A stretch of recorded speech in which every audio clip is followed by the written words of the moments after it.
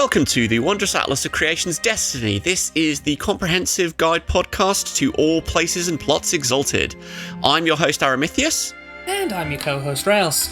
And today we are talking about Lunars, the beasties and things that go bump in the night if you're the realm, or the chosen of the moon, or the savage man-beasts who will elevate you into another form of humanity altogether.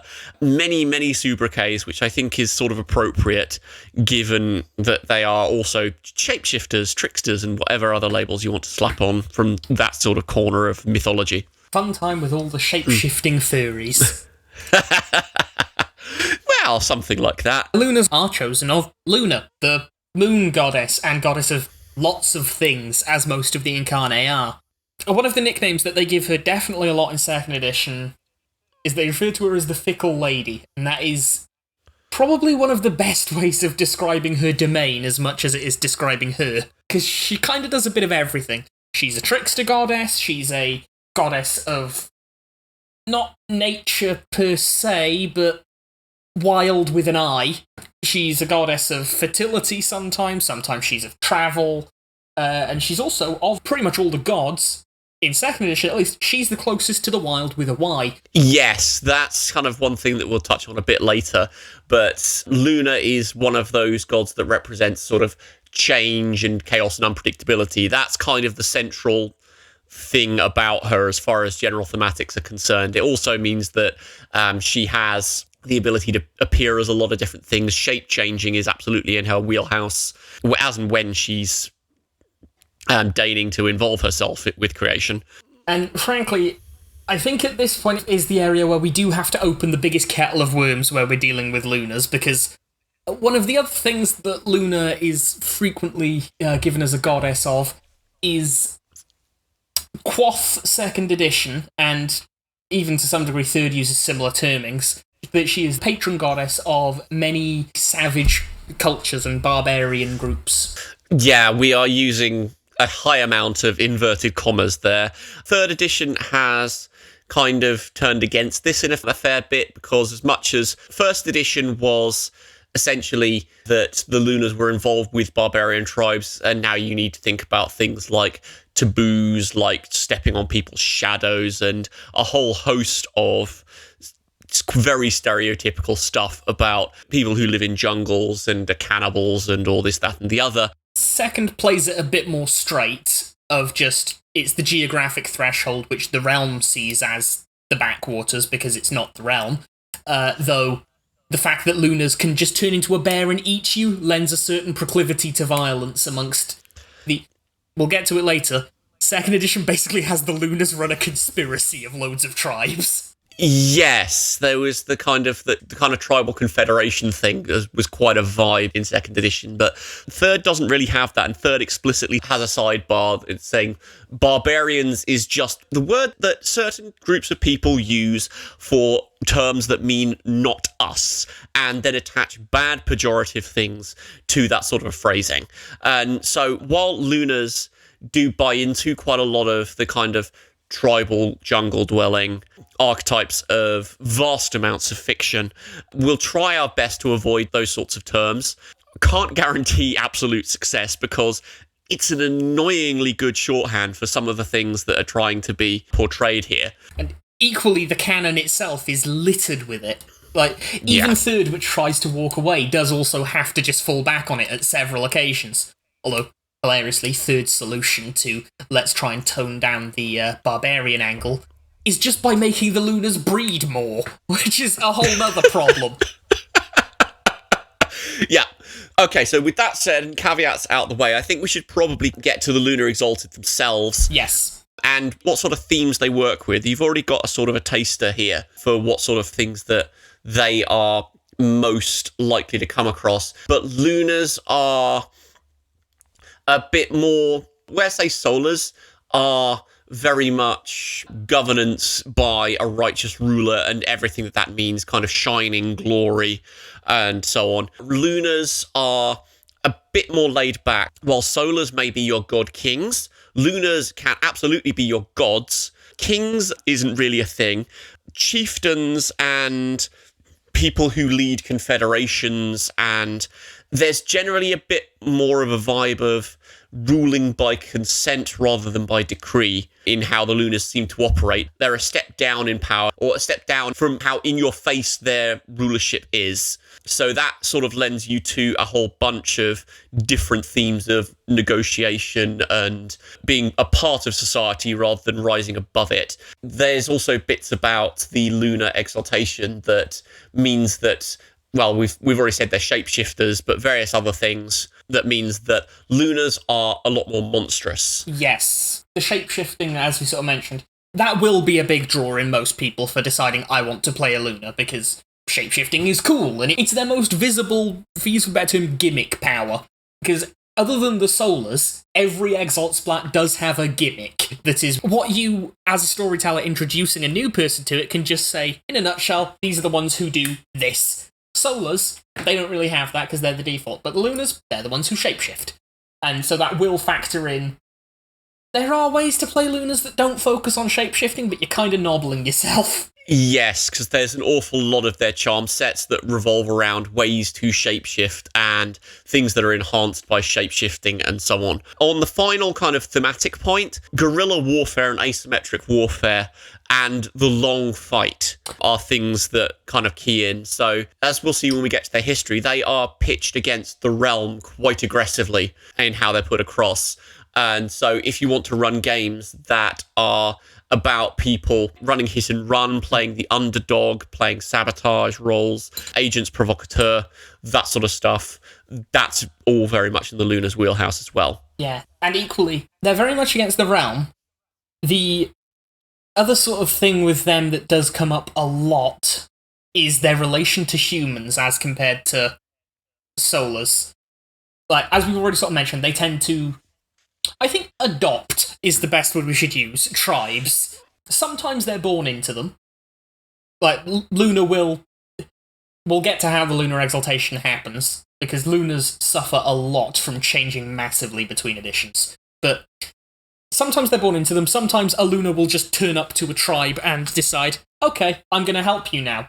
Like Good Marrow Eater, one of many wonderful Exalted names, who did that for the Haslanti. They are a lot closer to humans than, I'd argue, pretty much any other Exalt type save Alchemicals.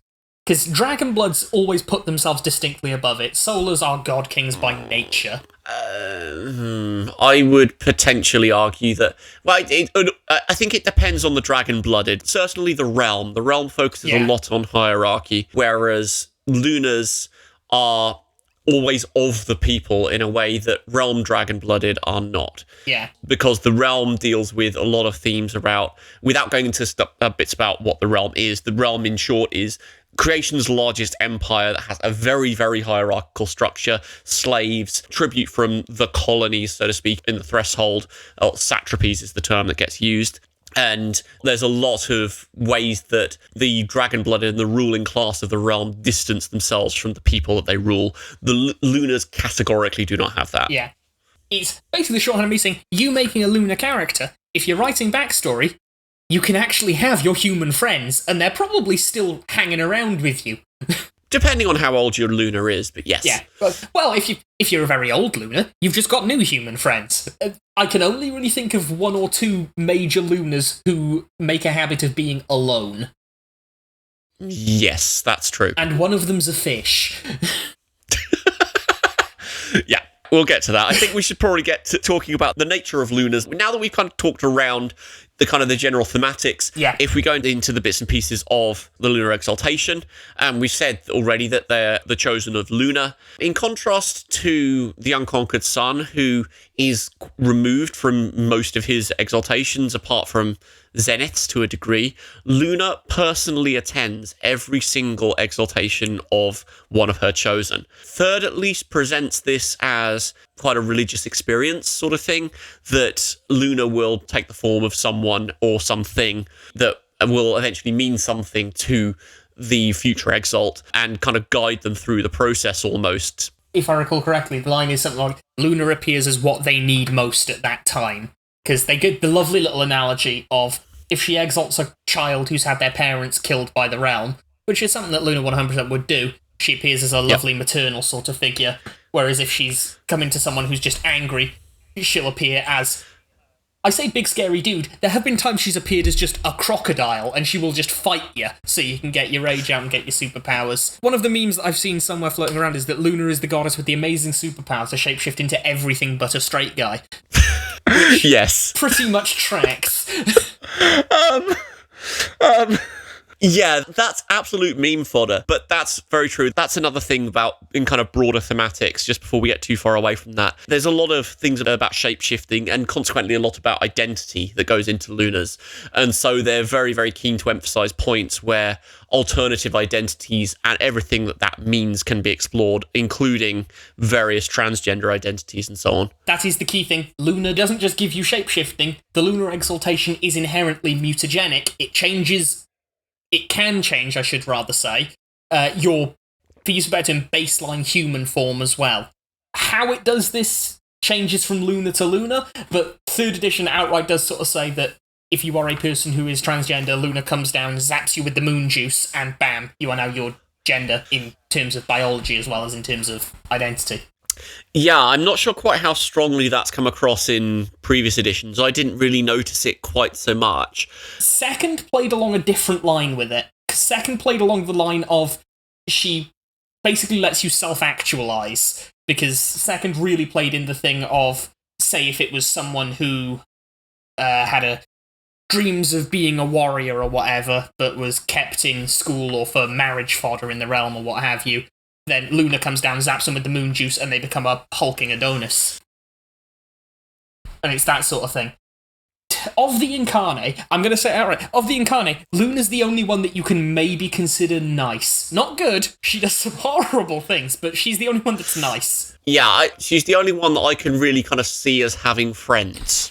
Yes, and she very much does. Because the other thing that 3rd is light on, 2nd is heavier on, it's not just the exaltation she attends to. Luna is one of the Incarnate that you can pray to, especially if you're a Luna, but sometimes for even just other people, and she might actually listen. Yeah, which is a rare thing for that tier of gods, because they're not really known to do much to come down from their pleasure dome in Yushan, in heaven. Luna and the Lunars, by design, have an interesting relation with... It might as well get into the point of how they relate to Solars now, because that's a really key theme. But this applies to quite a few other Exalt types as well. We'll start with the Solars, though, because it's the obvious one. The Solars and the Lunars are bonded. Well, most are. Again, you'll be hearing this a lot in this episode if you haven't realised already, but Lunars have changed a lot between editions. 3rd edition is quite heavily on the hashtag not all Lunars in this regard. You can make them in to be pretty much whatever you will, but I'm sure that 2nd went along the lines of most but not all. 2nd went along the line of... We'll explain what the Lunar Bond is first, then I'll say what 2nd happened. Can you guess which side our separate readings in this one went? So the Solar and Lunar Bond is a thing that some Lunars have to some Solars, where, because of history reasons that we'll get into in the history, and because of Luna being a dick, which is a recurring theme with her, every Luna and every Solar has exactly one, not every, most, one of the other Exalt type that is soul bonded to them. The term that they officially use is soulmate, but every edition is very explicit on this is not always, and in fact in the majority of cases, isn't romantic. It is primarily a magical bond that, well, mechanically, it creates an intimacy. It basically just, you see that person, you're like, yeah, there's something about them. Not even necessarily romantic, just that's an interesting person. It also comes with the magical caveat of the Luna is physically incapable of harming their mate. This is fluff, never mechanics. Because the idea was, as we said to history, it was to stop a civil war. Luna made a loophole. The bond is basically basically the idea of they want to kind of play on the interplay between Solars and Lunars, and So the bond is there to enforce that on some level, making different pairs of Solar and Lunar Exalted join together in a mystical sense. Mechanically, in 3rd edition, that means that the Lunar will always have an intimacy towards the Solar to which they are bonded of some type. I mean, the immediate go-to is, and the thought is, well, if they're bonded for life, they're soulmates, it's love. No, it's absolutely not that. Given how intimacies work in 3rd, you could have it be hate. Unconquered Sun and Luna has said that you two are just not getting along. That's the rule. Well, it's not even that the intimacies are decreed from on high. How the bondmates feel about each other is entirely dependent on how they relate to each other, but that link will always be there. And the other key point of it, and one of the few things that 3rd did keep about it, the bond, like so much, changed quite a lot between editions because it had some interesting implications if you think too hard about it. But the one thing that 3rd did keep, it's uneven. It is more of a tie for the Lunar than it is for the Solar. And that was by design, and that does tie to the history, because the Unconquered Sun doesn't like it when people don't say he's in charge.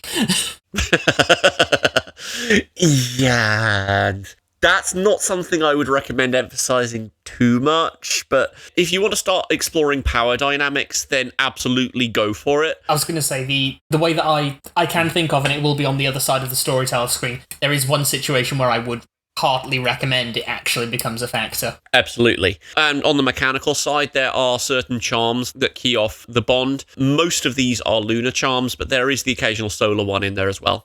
To hop back 2 tangents ago, I did say what 2nd did with it. 3rd says some but not all have it. 2nd said all had it when it was made, but it leaned much harder into nowhere near all of the Solars are back yet, so your Lunar probably just, their one does not exist at current. Right, yeah.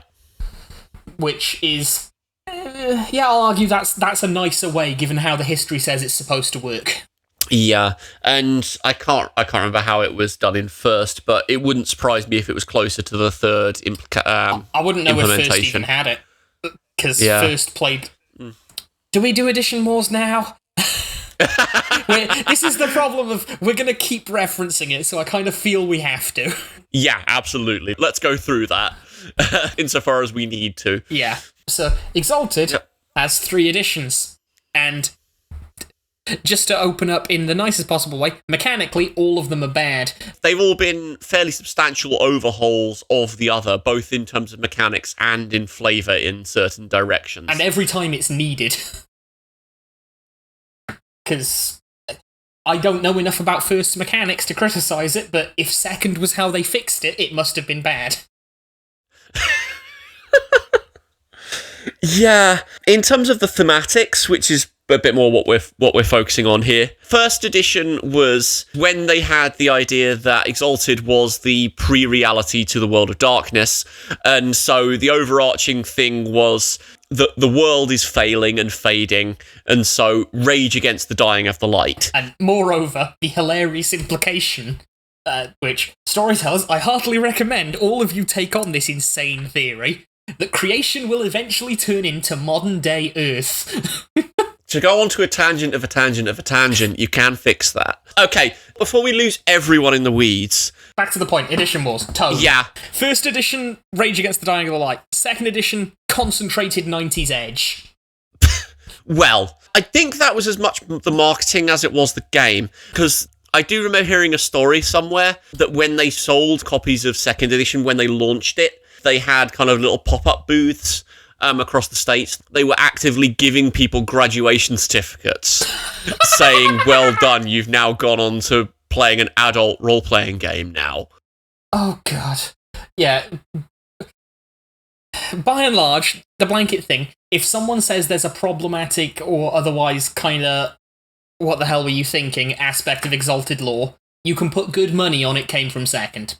Yeah, they were trying to go with extremes of things, or what we now think of as extremes of things, generally to put ideas out there. Exalted has been on the kind of the leading edge and transgressive in its way for as long as it's been around. Quite what that means and how that's presented has changed over time, which means that an awful lot of the presentations in say in second edition particularly, are now quite problematic simply because they were putting ideas out there for the first time, or for among some of the first times within the role-playing space, but that still meant that they lent quite heavily on stereotypes and presentations that don't quite give a full picture as we understand it at the moment. Equally, to be the dirty second apologist that I am, it did many things in the other direction as well. Like, a lot of things that it did now, when you realise that they did it in, 2001 second edition came out? No, 3? Yeah, something like that. Early 2000s. When you realise some of the stuff that they did in the early 2000s, to tie it back to the theme of Luna, she is quite a lot of it. It's really quite impressive how, to use a better term, ahead of their time and progressive they were. One of the aspects of Luna is a pregnant man. Yes. There's a whole host of images that are playing around with ideas that, for the time, would not even be considered. But then again, you do wind up with things like second edition Infernals. Yeah, I was going to say the second edition presentation of Raxi to keep it in in Luna context. She ate babies. Because yes, this is a Luna who presents physically as a mid-years teenager who is centuries old and eats babies because she can. That has changed in third edition. When we get to talking about Raxi, we'll go into a bit more detail. But I think that's enough for now to show that things swing wildly between editions in Exalted. Yeah, and third is the most normal Exalted has been, for use of a better term. That has its upsides and that has its downs. It's now... You can at least try to talk about Exalted to people who don't know about it in the paradigm of third without sounding like a psychopath. But there are some fans who will say that that is taking away from it. Yep. But anyway, Luna's changed a lot between them, and the long and short is, first edition, they were pretty much entirely villainous until they became playable. Yes. Second edition, they are hilarious, and I can go into more because it's the history that really gets interesting with them there. And third edition, they're a lot more flexible. They're focusing a lot more on you can do whatever you want with your character as a Luna. Yes. Although there are kind of, again, there's an emphasis on the thematics. To get back to the idea of Lunar Exaltation, and we talked about Essence Fever last time as a thing that seizes newly exalted people with, wow, I have the power to do stuff now. And with Solars, that kind of ambition and drive to change. With Lunars, that is rage, typically. I mean, this kind of ties into the shape-shifting thematics of Lunars as werewolves at some point in their conceptualization, or at least that's one of their core themes. But the Lunar Exaltation brings rage in whatever form that means. That, generally speaking, that's rage against injustice, rage against the machine. Lunars are angry about elves. We'll get to that. Angry about dragons, would you prefer? That's how they often manifest. Although, yes. Well, it's not how they were designed. No, but, well, the rage of the Essence Fever is all-consuming. There are examples of Lunar characters that were fantastically peaceful individuals and very, very chill, approaching the way you can think of, say, Buddhism and Zen, kind of approaching enlightenment, and then they exalt as a Lunar, and it shatters how they understand themselves, because the Essence Fever will always bring rage. It will always bring that impulse to change the systems in which someone finds themselves. Yeah, the nature of the Lunar Exaltation is change, fundamentally. We say it brings rage. Third edition leans a lot more heavily into that. Older ones, they do say it often manifests as anger, but that's mostly because the Age of Sorrows, i.e. the time the game is set, is not a pleasant place, and being angry at it is quite a normal response. Yeah, it's very easy to do. It does say that there are other drives it pushes you towards, because it is fundamentally the desire of things should be different now.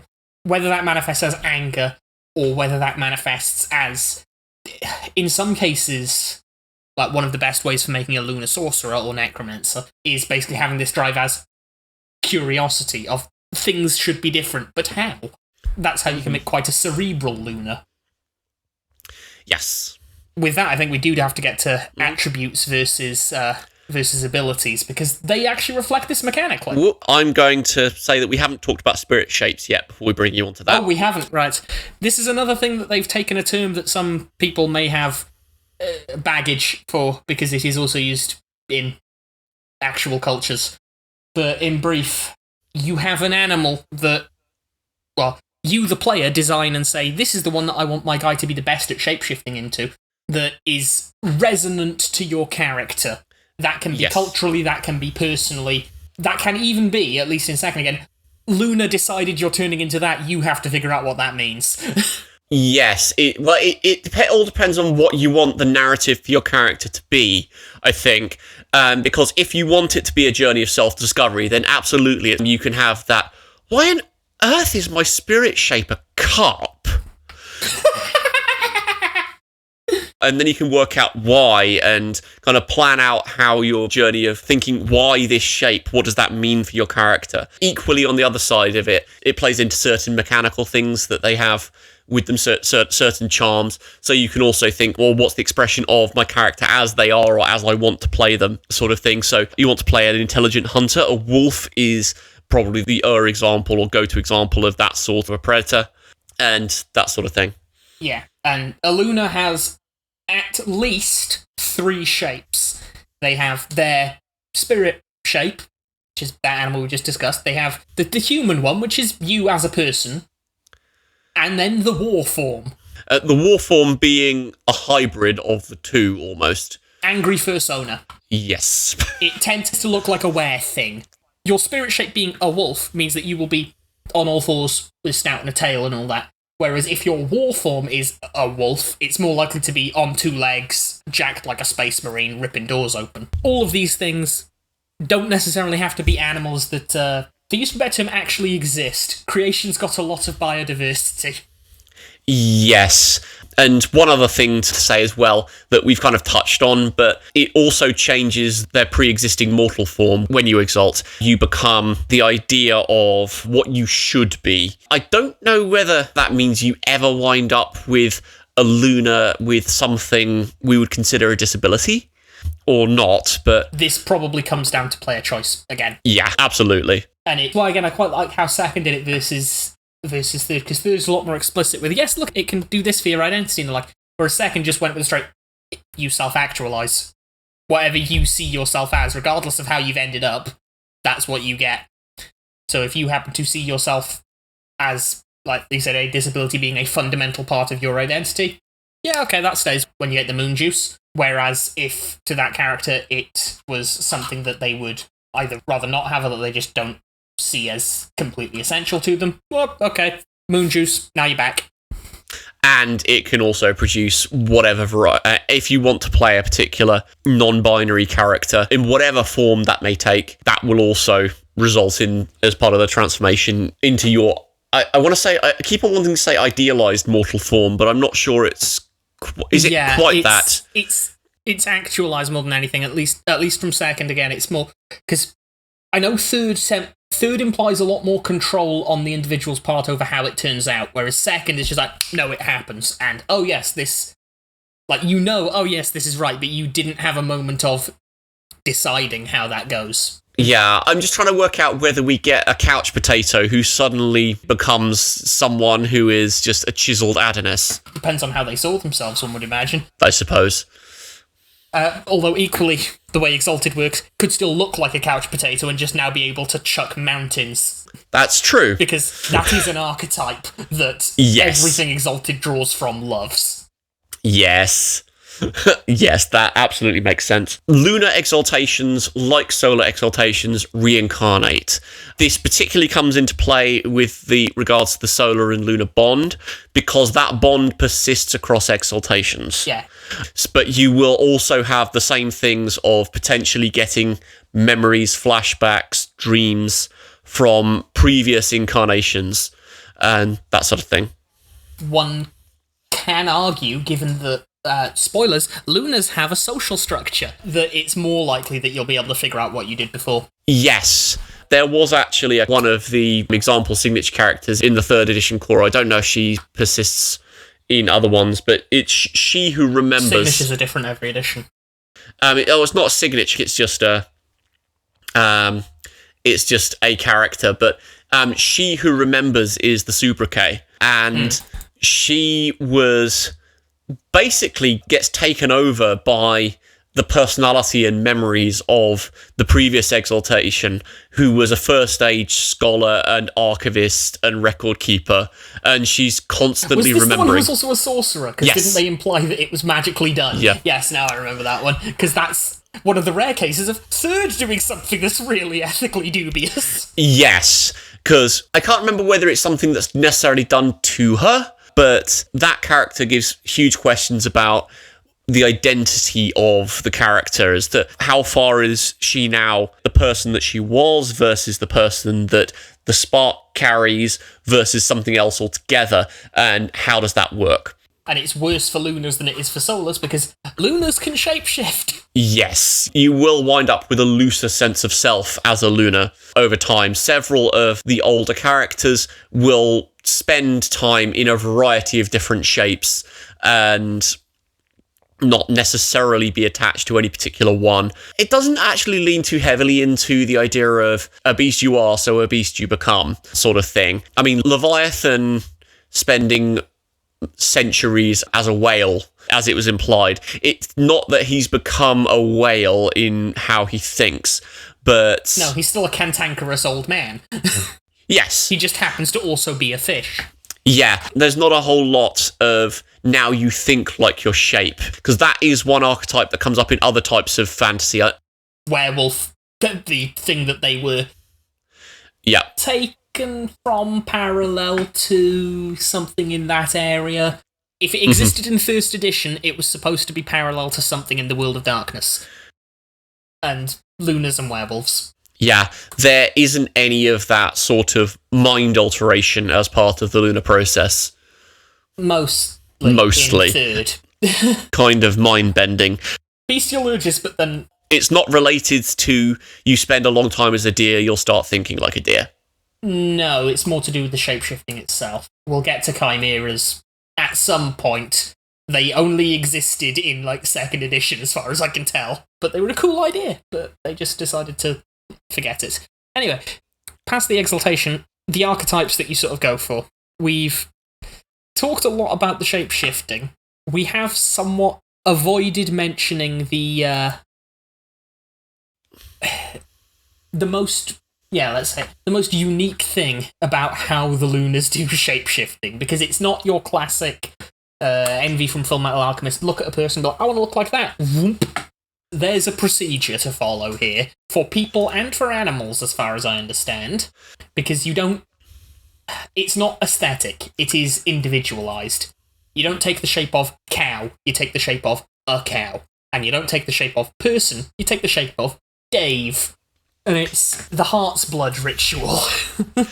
Yeah, in whatever that means. The out-of-the-box version of that is probably as grisly as what you're thinking. That in order to take someone's shape, you need to consume their heart's blood, which is, generally speaking, quite fatal. It straight up says in 3rd, the default ritual is you have to kill them and then drink the blood that comes from the heart. But there are wrinkles, charms, that will allow it to change. And if you're coming to this podcast totally new to Exalted, charms are the term for exalted magic, or the Exalted's ability to bend reality. It's not conscious spells as such.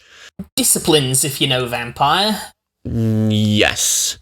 It's actually quite close to Tolkien's elven magic, now I think about it. Yeah. It's just a thing that you do when you're exalted. It's not that you punch someone and just yell fists of iron technique while you do it. Though you can do that. You can do that, but canonically, as far as I remember, charms are not acknowledged as discrete things in universe. At least not in 3rd. Mostly, yeah. They're not acknowledged as universal discrete things. Okay. Two Solars who mechanically have the same charm might think of it as a different thing. One of them might just think, oh, I can run up walls now, whereas one of them might think, yes, this is the feet of spider technique or something like that. You can give it a silly anime name that you yell. They knew what they were drawing from for inspiration, and they do make sure that, yes, this is allowed. It's just that the names in the books aren't universal. Yep, and just to get that back on track, Lunars can develop certain charms that allow them to do various non-lethal things in order to assume someone or something's shape. Exactly what that is will depend on the charm. For example, I think the appearance-based one is that if you can get them to have a tie of love or lust or something towards you, have sex, and then you can assume their shape. Various thematic things like that. There are some that aren't unethical. We'll get to them. Yes. There are some... They're all unethical now that I think about it, but there are some that are less concerning. One of them's just robbery. One of them is losing it in games of chance, and that sort of thing. Yeah. I was going to say that there are some that you can do that don't require you to kill and or bang your opponent. Yes. There are some more non-invasive ones. I think we should probably go to casts at this point. Like Solars, there are different types of Lunar Exalted. Again, to use the analogy, if different types of Exalted are the race, in inverted commas, of Exalted, the casts, again, are classes, as you put it last time, Raelz. With regard to Lunars, they're not fixed out of the box. Because the moon changes, so do Lunar's casts, unless the Lunar does something about it. In the first stage, there were 5.5 casts. Now there are 3.5 casts. Yes, these are socially determined by the Lunars, and they are fixed by a thing called Moonsilver tattoos. Moonsilver is one of the 5 magical materials in Exalted. The others are orichalcum, which is a gold metal, jade, which is what it says on the tin and comes in all varieties of shapes. You've also got star metal or meteoric iron, and then there's soul steel, which is steel that has souls bound into it. It's not a particularly nice process. And there are lots of other funny minor ones, but they're all bundled under exotic material. Yeah, those are the main magical materials as opposed to exotic materials. And the one that Lunars have the most to do with is Moonsilver. And they fix their casts by making them into tattoos. You get tattoos with this metal woven into it, inked onto your body, and then you are a cast. Because the nature of the tattoos have incantations bound into them that means that it only expresses a certain portion of a Lunar's nature. They were a physical invention by the Lunar Exalted. I'm pretty sure it's Raxi who developed them in the current form. I don't know whether she developed them in the first age or not. She may have done. But they also serve the purpose of whoever's designing them, because there were more casts, but the casts got changed at a point in the Lunar Exalted's history, basically because they felt that they needed to change what they were in order to fit the changing conditions. Yes. They don't just have these Moonsilver tattoos for fun and cast fixing. There is also another major reason for it.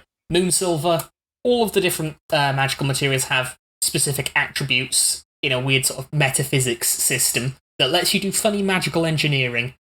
Moonsilver's primary 2 properties are, it's kind of like Mercury, it's always changing, it's semi-liquid at room temperature, all that stuff, hence you can tattoo it despite being a metal, but also it's fairy-proof. Yes. Well, I think we better get to that in the history, because that gets into a good chunk of what the Exalted world is. We didn't present that in the first episode because it wasn't directly relevant to Solars, but I think when we get to Lunar's history, we are going to have to go into a bit of the nature of creation in order to have it make sense in itself. Yes. The key thing about the Lunar casts, like you said, they're socially determined by the Pact, but this does mean that you, the player, as compared to you, the player character, have an excuse to have a cast that at least your character thinks mismatches them. Because the Pact can have just said, this one's going to be a full moon. And your character's like, but I want to be a baker. Yeah, it's very much down to whoever is giving you the tattoos.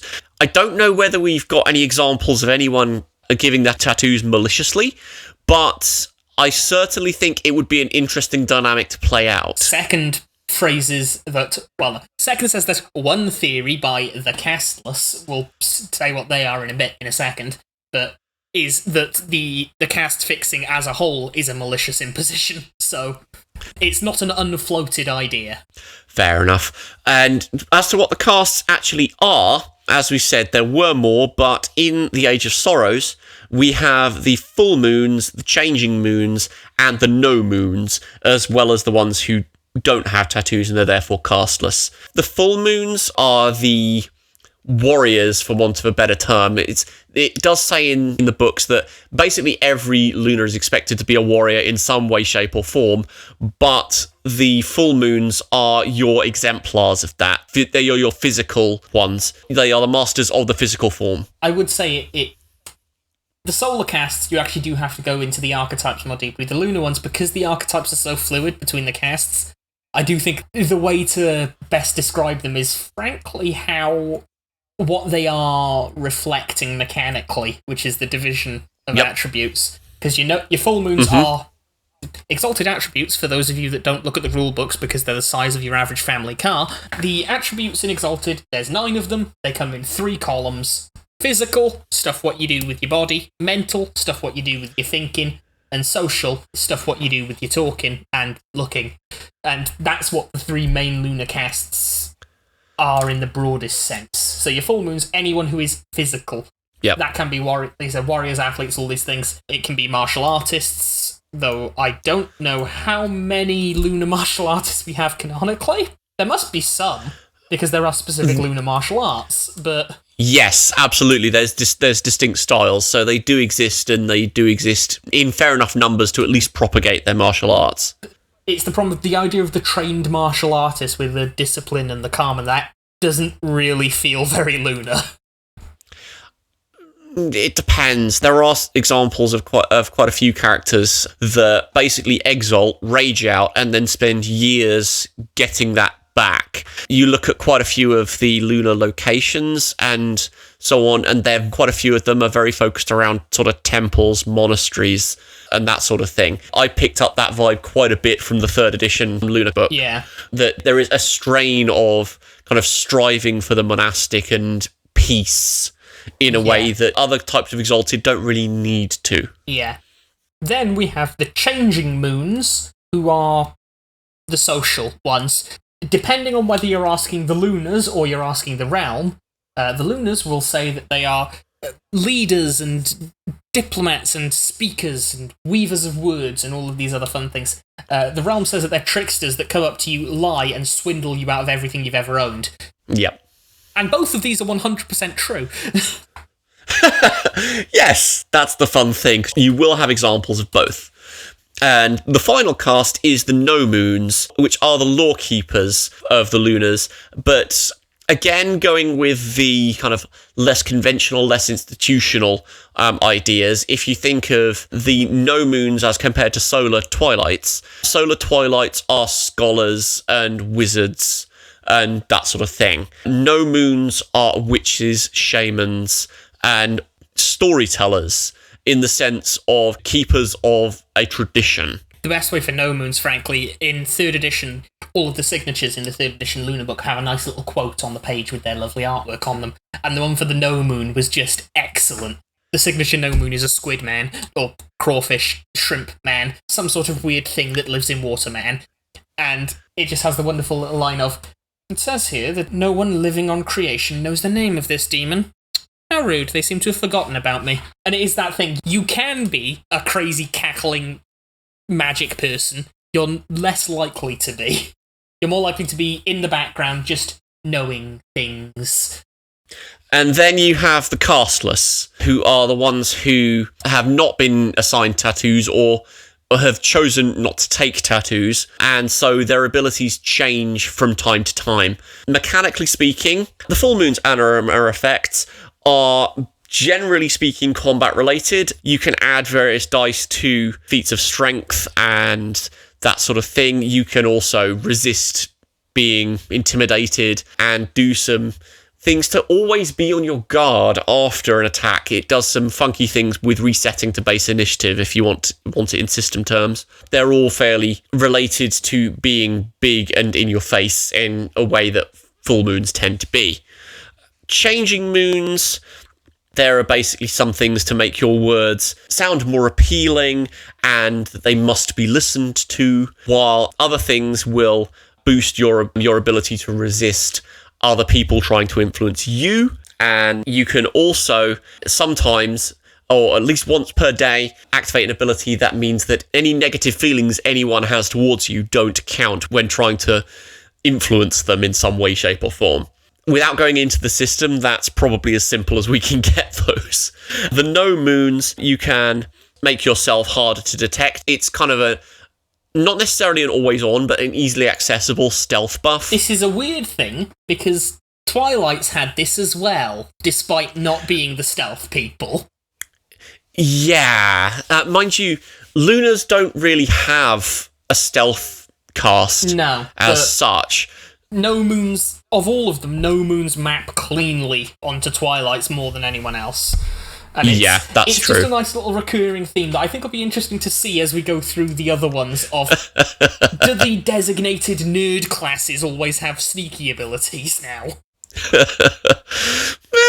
It would be interesting to see if we can find and see if we can draw out those comparisons. Yeah. And they can also have a places of power detector, so if there is something strange in the neighborhood, you know who to call to find the thing. They can do things like finding Shadowlands, particular domains, and we'll get into those in a bit more detail a bit later, because I've realised that we didn't really unpack a lot about the setting as such in our previous episode, and the setting is more important to how Lunars work than it is to Solars, so it's probably better to address here. In a nutshell, though, for that power, they find magic stuff. Or magic places, not magic stuff. Yes. They can't find the magic sword that's been lost, but if you know it's been stuck into a particular magical rock, they could probably find the magical rock. Yes. The castless, on the other hand, they have the funkiest little set. They are better at shapeshifting, just in both ways, or, well, they do it cheaper. They don't get any extra shapeshifting abilities, but they do it cheaper. But also, of the big scary powers, the combat initiative reset, the make everyone's bad feelings stop applying, and the no moon one.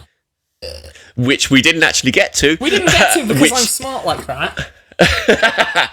Yeah, which is basically when your anima is at bonfire, so when you've expended enough of your essence, of your magical power as an exalt, to basically mean that no one can mistake what you are. There are certain thresholds of spending essence points that mean that you go up stages of being more conspicuous. If you've seen Dragon Ball Z, it's the big energy glowy thing they do in Dragon Ball Z.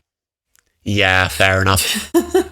But yeah, if you hit the highest level of that as a no moon, then you can cash it in, make it all disappear, and you get additional motes to spend on sorcery abilities. Sorceress motes are different types of motes.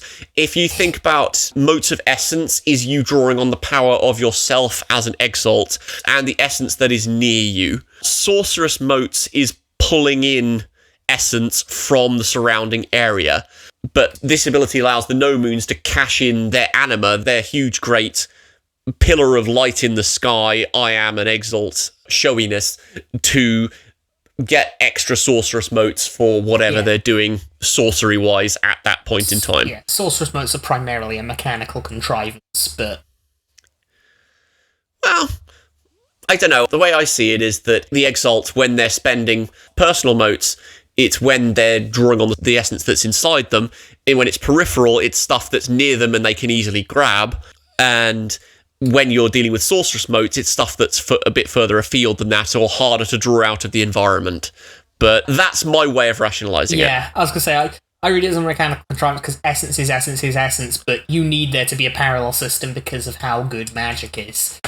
Yes, but that's the final power for the no moons. The castless, once per day you can use any of those abilities, but there is a caveat, and so did you want to explain that, seeing as you were so enthusiastically diving into it? I get too excited about the castless for several reasons. But yeah, they can use all three of them, but they can't use any one repeatedly without alternating between the others, unless they let what is it, a day pass? Does the binding refresh daily as well, or not? Because I know it refreshes between sessions, but does the binding refresh daily, or does it only refresh when you do all three? It refreshes on a per session basis, which frankly I'm thankful for, because I don't want another piece of bookkeeping between sessions. Yeah. But it's not per day. Okay. It's not go to sleep and then it's all refreshed. Yeah. It is for as long as the session lasts. Yeah, okay. They can use everyone else's, which is fun, because they are, as we sort of mentioned before, they are, fluff-wise at least, supposed to sort of go between them with the phases of the moon. And the other interesting thing, with them being better at shapeshifting, I don't know where else to put chimeras but here, especially since they now have rules that fit to them. Let's go with that then. Second edition indulged the tendency that all of the White Wolf properties have, of every book to have a section of, and here's what this splat book does when it goes bad. And second edition Lunars indulged it with the concept of chimeras, who were exclusively castless Lunars. If you had your tattoos, you could never become a chimera. Who, like here, second edition castless were better at shapeshifting. But the idea there was they lost control of it. And we talked about the idea of losing yourself in the shapeshifting as something that third at least doesn't really lean into. Second had and this is what happens if you do, state, and it was the chimera, where basically you become a freaky monster, in a use of a better term.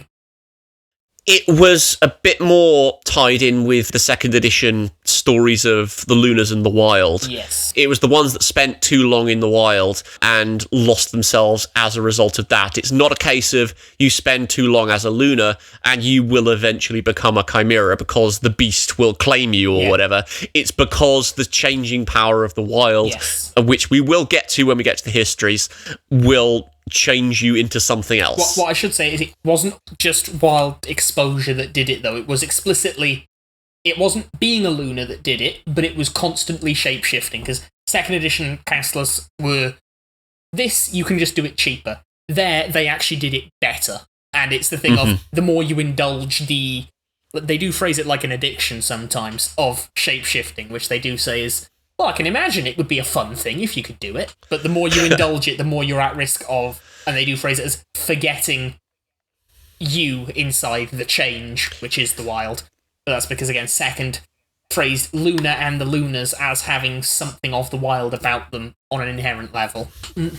Yeah, first edition lent into that a little as well. First edition lent hard into it. Yes, third hasn't really touched on that, and it's a big omission, so there's some thematic changes to them in third quite heavily. It's probably because third wants to have a different wild-flavoured Exalt, who will probably come out by the time we get to them. Probably. We'll see. Next up, in terms of what Lunars are and how they work, on a systems level, we've kind of talked about it a bit already and kind of implied it with how the casts work, but their charms are attribute-based. The Solars have ability-based charms, and Dragonbloodeds do as well. So you have charms for melee or brawl or athletics, or whatever, some kind of refinement to allow you to do stuff. That the Lunar charms are, by and large, split by attribute. So you will have stamina charms, you will have strength charms, you will have manipulation charms. There are some bits of flex in here. Two exceptions, basically, martial arts and sorcery. Well, yeah, but there is a Lunar keyword that means that if you fit certain preconditions with your spirit shape, you can access them, or you treat them as a different attribute, or you can do. Yeah. Like, there is a particular strand of intelligence charms that are to do with tactics, that if your spirit shape is a pack animal, you can access it as a stamina charm. So it makes Lunars with a wolf spirit shape, say, more likely to use cunning, even if they're not focused on being cerebral. I was going to say, it's the interesting thing thematically, again, because what we don't want to do is become a thing that talks about rules. Imagine knowing what the rules were. Thematically, it's quite interesting because it basically ties in to pushing the idea that a Solar is powerful because of what they can do. They are excellent. Like, so a Lunar is powerful because of what they are, which is archetypically a slab of muscle the size of a 4x4 that's currently barging through your forest, town, castle, palace, entire army. Delete as appropriate. Yes. Although there are common strands in how those charms are treated. Like, each attribute will have a section on Heart's Blood charms, which are those different hunting rituals that you can use to assume someone's shape or steal their shape. Generally doing things less offensively than killing them and eating their heart. The one that I just remember is that you can gamble for someone's shape. Proper fairy lore. Yeah. So long as they don't realise what's going on, you can use oblique language. So, like, if I win this game of cards, I get to choose when you show your face here. 100% fairy lore, then. Yes, because that can be interpreted so many different ways. Oh, Lunar Rumpelstiltskin. Yeah. Oh, I want that. And they've got various other things like tactics is a stream across multiple attributes, or strategy, or like that, or sorcery, or not quite sorcery, but stealth. Yeah, various categories that just transcend the attributes appear in not every attribute, and some will only appear in one or two, but they have subcategories in a way that solar charms do, but they're not named as such, and they're not thematically grouped. In practice, it results in the Lunars are more adaptable, they're more well-rounded. They might not be able to push the individual feats of absolute insanity that a Solar can get away with. They can serve more roles. Mm-hmm. Yeah. It's the nature of them as survivalists, almost, that they need to be quite a few things in order to get by. Although, the one thing that they are supposedly good at, that no one apart from the Death Knights is good at, is necromancy. Yes. For whatever reason, there is an explanation in the rules, or in the Lunar Calam book. There are theories. Hit me. I personally read this as, with a lot of things, Luna, as compared to the Unconquered Sun, draws a lot more from what you actually see in real-life moon deities. The Unconquered Sun, we've said this before, is more of a war god than he is anything else. But Luna, basically anything that you can think a moon god has done is listed somewhere as an aspect of Luna. And that is where I'm pretty sure they've taken the affinity for necromancy from, because that is a common thing. It is the work that is done in the night and all of that. There are stuff in some of the books, both second and third, that lean to the idea of Luna is subversive and Luna is not unacceptable. That sounds like I'm just being anti-Luna, but that's what she does. She goes against the grain, and that's what necromancy is. Because we'll get to this in the Abyssal episode, but the idea of the undead and necromancy is a metaphysical crime in a way that summoning demons isn't. Yes, that gets into quite a bit of the history as to why, but it goes against the grain, and that's the sort of thing of as to why Luna, the goddess, is closer to it, because she can also be a patron goddess of necromancers, which I have no doubt riles the Death Lords up something rotten. Yes, because it's... Well, that's the whole thing of kind of Luna as a transgressive being. Yeah. Is the thing that kind of I can think of there, that it's a boundary, the boundary between life and death, and that sort of process, and that sort of occupation of liminal spaces. And she does a line dance on it. Yeah, exactly. It's kind of occupying that in-between, not quite either or both as circumstances dictate. It doesn't actually say a whole heap in 3rd edition about why, it's just they have a natural affinity for it. So you can kind of make that what you will. Yeah, older editions played into it a lot more, but then 3rd leans into a lot more of, no, just Lunar sorcerers. Like, Raxi's completely a sorceress now, isn't she? Whereas beforehand she dual-wielded. I think that's more in terms of the system than it is the fluff. Yeah. Because they haven't got necromancy rules out yet. Yeah. I would be very, very surprised if there wasn't a version of Raxi floated with necromancy at some point when we actually have necromancy rules. Yeah, that's the thing, that Lunars, for use of a better term and for use of us finding more evidence, just be aware that necromancy's kind of their thing. 3rd edition plays it that they can do sorcery as well. Older editions actually leaned more towards, if a Luna does magic, it's more likely to be necromancy than it is to be sorcery, whereas 3rd seems to play it's 50-50. Yeah, they literally say in the necromancy thing, it's kind of, it's a workaround because the rules don't exist yet, but it's play them as if they have sorcery, but reskin it and limit what they do with it. Yeah. As in, don't let them use necromancy to heal. And things like that. Unless it's a dead thing. Yes. And all that sort of stuff. Then at that point, I think we've already really mentioned with their monstrous urges and like, and that's how the Great Curse manifests in them. We've gone into this in quite some depth already in their shape-shifting. So at that point, I think we actually do have to go to how they play with the rest of creation. Yep, that makes total sense. We can talk about that. We said that the Lunars are kind of the counterparts to the Solars, and they play a bit nicer with the societies that they're involved with. Where Solars will raise up empires, Lunars will build societies, is more or less how I see it. Yeah. They will cultivate cultures and raise them up and be alongside them. They won't rule them so much. The line that I saw in one of the second edition books was straight up, the lawgivers sire empires, we sire people. Which works as a pun for one of the other things Lunars do. Yes. Beastman. Yes. Lawgivers in that case, meaning Solars. But it also means that, generally speaking, well, territory in itself has an interesting place to play, because there are various lunar charms that play into being territorial, as in territorial animals and claiming areas. But it also means that ultimately, any given Lunar is less likely to care about a given piece of ground and its borders versus the people that are in it.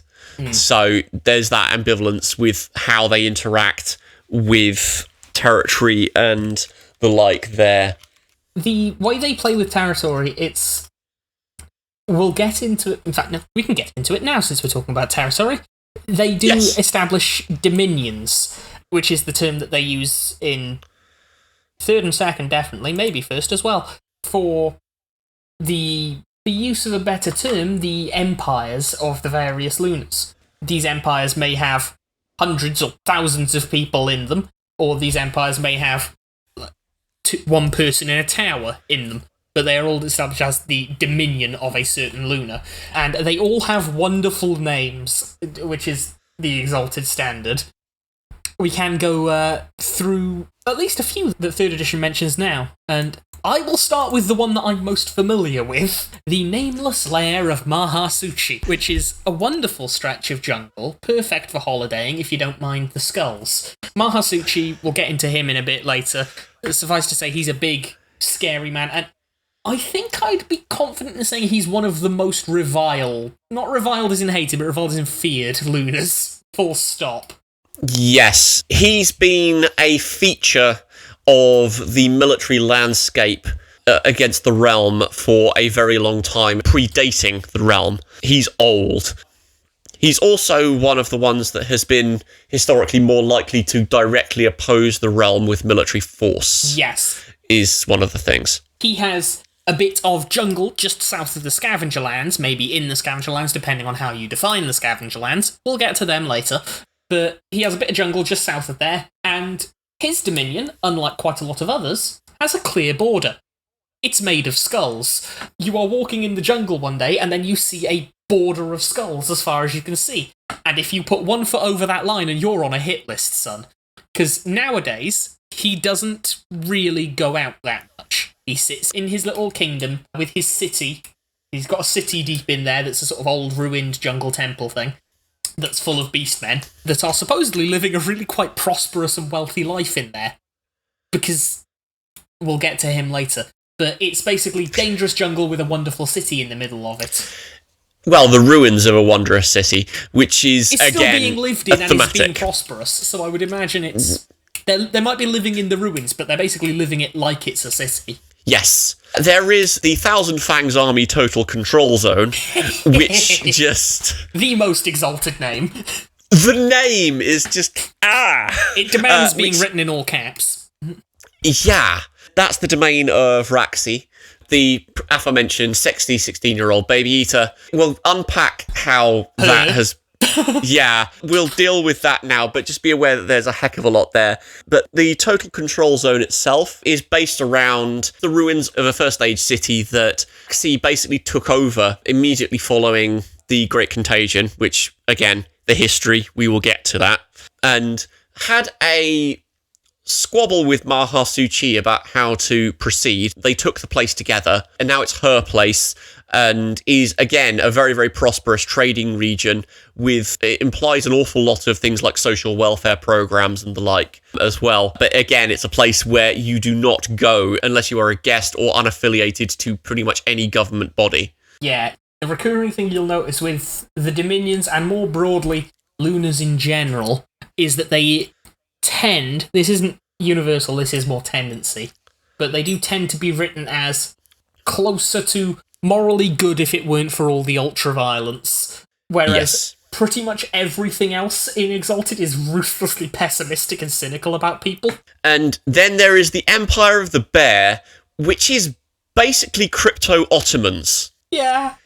They have janissaries, they establish schools that they straight up call them madrasas to establish a particular theological outlook. The Empire of the Bear was seeded by a Lunar. She went away and has been having a high old time of it.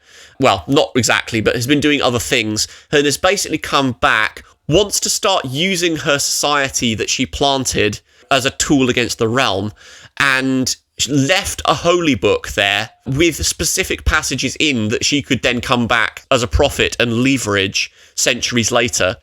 But the interpretations have diverged further than she thought, so she can't argue with the holy men the lines of argument that she would have done to get them on side. The Empire of the Bear is actually a literal empire. It's not ruled by her, but it is kind of swallowing up other territories, taking slaves, taking people to be janissaries, and kind of rolling up the map, so to speak, and will eventually reach the realm. Yes, and the one other demi-dominion, much like the Empire of the Bear, isn't really seeing any active use from its ruler. There's another thing, and what this is going to be, advance warning for you all, this is going to be the one that gets angry letters sent in, when I say that the Haslanti Federation should be considered a lunar dominion. Whew. You're going to have to unpack that one. Right. Haslanti Federation is insane. We'll cover a whole episode on it alone. All you need to know now is it's sci-fi First Nations in this fantasy world. I cannot think of a better way to nutshell them. Yeah, they are basically Inuits with magical airships. Yeah. They're cool. They're very cool. But their thing, they were, back in the day, they were not even loosely confederated, they were a bunch of completely disconnected tribes who had some beef with the realm, had some beef with the guild, until a random Lunar, well, he didn't show up, they went to him, because they got in a war with the realm, and they went to the local Lunar, who lived in a tower, who was a man called Gerd Marrow-Eater. I mentioned him at the start, and you have to say his full name, because it's a hilarious one. And he basically taught them, I think he was aspected to the crow or the vulture or the owl, a bird, but he basically taught them all to confederate, to work together, military tactics. He led them into battle, he curb-stomped a lot of their enemies, and he did the cool little, again, fairy lore as Lunars, which is a whole different thing to unpack, of he promised them at the start, I will lead you into 2 battles, and on the 3rd I will leave, so it will be your victory. And he did exactly that, and they absolutely won, took over a massive swathe of the north. And he basically built that society and then left as soon as it was done, and no one knows where he is now. But given how the rest of the Lunars behave, and some other things we'll see about how the Pact treats threshold peoples, I am comfortable to treat the Haslanti Federation as a lunar dominion, even if it's only as loose as they set this up. Yeah, it's something a Lunar started. It's something a Lunar started, designed, and is doing the things that the Lunars want all the threshold people to do. Yeah, but it's not something that's being actively managed by a Lunar. Neither's the bear. I suppose. Yeah. Okay, that's a fair point. And I think we possibly should finish off on an example saying that they don't have to be huge, great nations that are going against everything. Finishing off with one of the other examples from 3rd edition, the Mountain of the Spider King. Yes. Which is exactly what it says on the tin. Well, no, because it's more than just a mountain. Because he goes all throughout the surrounding area, doesn't he? Yes. Okay, it's a surrounding area, but it's not a huge areas. I'm not even sure I really call it a state. Basically, whose shape is all things spider, has set up a fortress within a mountain, more or less, not taking over anything pre-existing or going into anything from before, but has set this place up explicitly to cause trouble for anyone on a particular road in the north. He basically runs a society of the dispossessed and bandits and so on within the north. We say society. The other notable thing about the Mountain of the Spider King, as compared to all the other ones, is that most of the population are his progeny. That's true. He does incorporate the dispossessed and the like, and he also implicitly has children with most of them, or he just has a lot of children with a few people. The image that they give you in it is like his inner sanctum, his throne room, for use of a better term, is just flocked with spider beast men, and they're all his kids and grandkids. Yeah, and with that, I think we should probably touch on beast folk. Yes, Lunars get around. Well, because Lunars are quite so mutable and so related to animals, they have various ways of producing crossbreeds of people, for want of a better term. Think of any animal and you can produce a human breed with it. There are things like Ratan folk, there are shark folk, at least there certainly were in second edition. I've not seen any examples in third. Spider-Men, we've seen this. Absolutely. Ape folk. Let us not forget the most fearsome of them all, and I'm only half joking with that, the Goatman. Yes. Mahasuchi is formed to the goat, which does hilariously mean that the goat is one of the most fearsome types of beastmen you can see. Just because it means that he's here somewhere. He's formed to multiple types. Yes, he's chimeric. It's that his spirit form is a hybrid of a goat and something else. Lion, cat thing. Yeah, and within Mahasuchi's society, goat folk function as diplomats, sages, scholars, typically. Whereas the other types do other things, like the lions or cat types will be the warriors. These are created when either there's a particular lunar charm that designates an area, a gauntlet, or a place of trial, and if you survive, you are transformed into a particular type of beast folk, as designated by the lunar. Or, as we were talking about with the Spider King, if you have sexual relations with a lunar while they are in their half and half form, either that or in their full-on spirit form, then you can get beast folk out of that coupling. It's a wonderfully complex system that they've got that is just ripe for making a million furry jokes out of. And, dear listeners, you don't know how restrained I've been.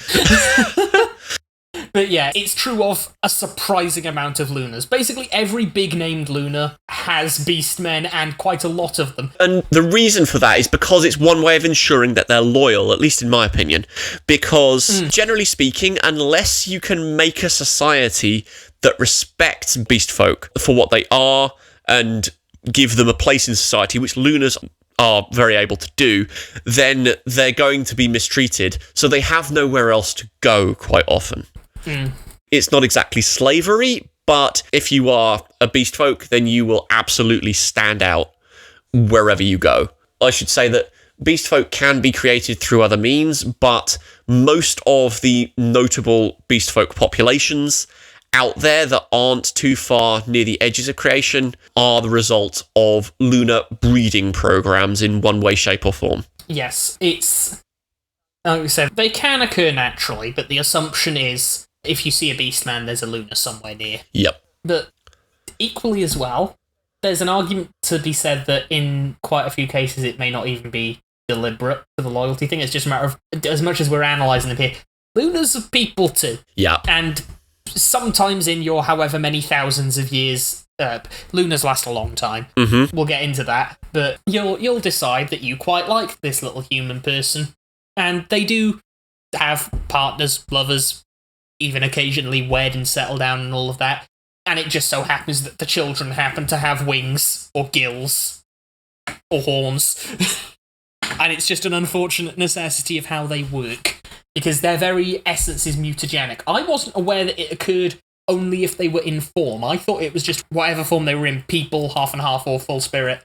it makes a beastie. Not necessarily, because you can wind up with perfectly human moon-touched, at least in third. Okay, right.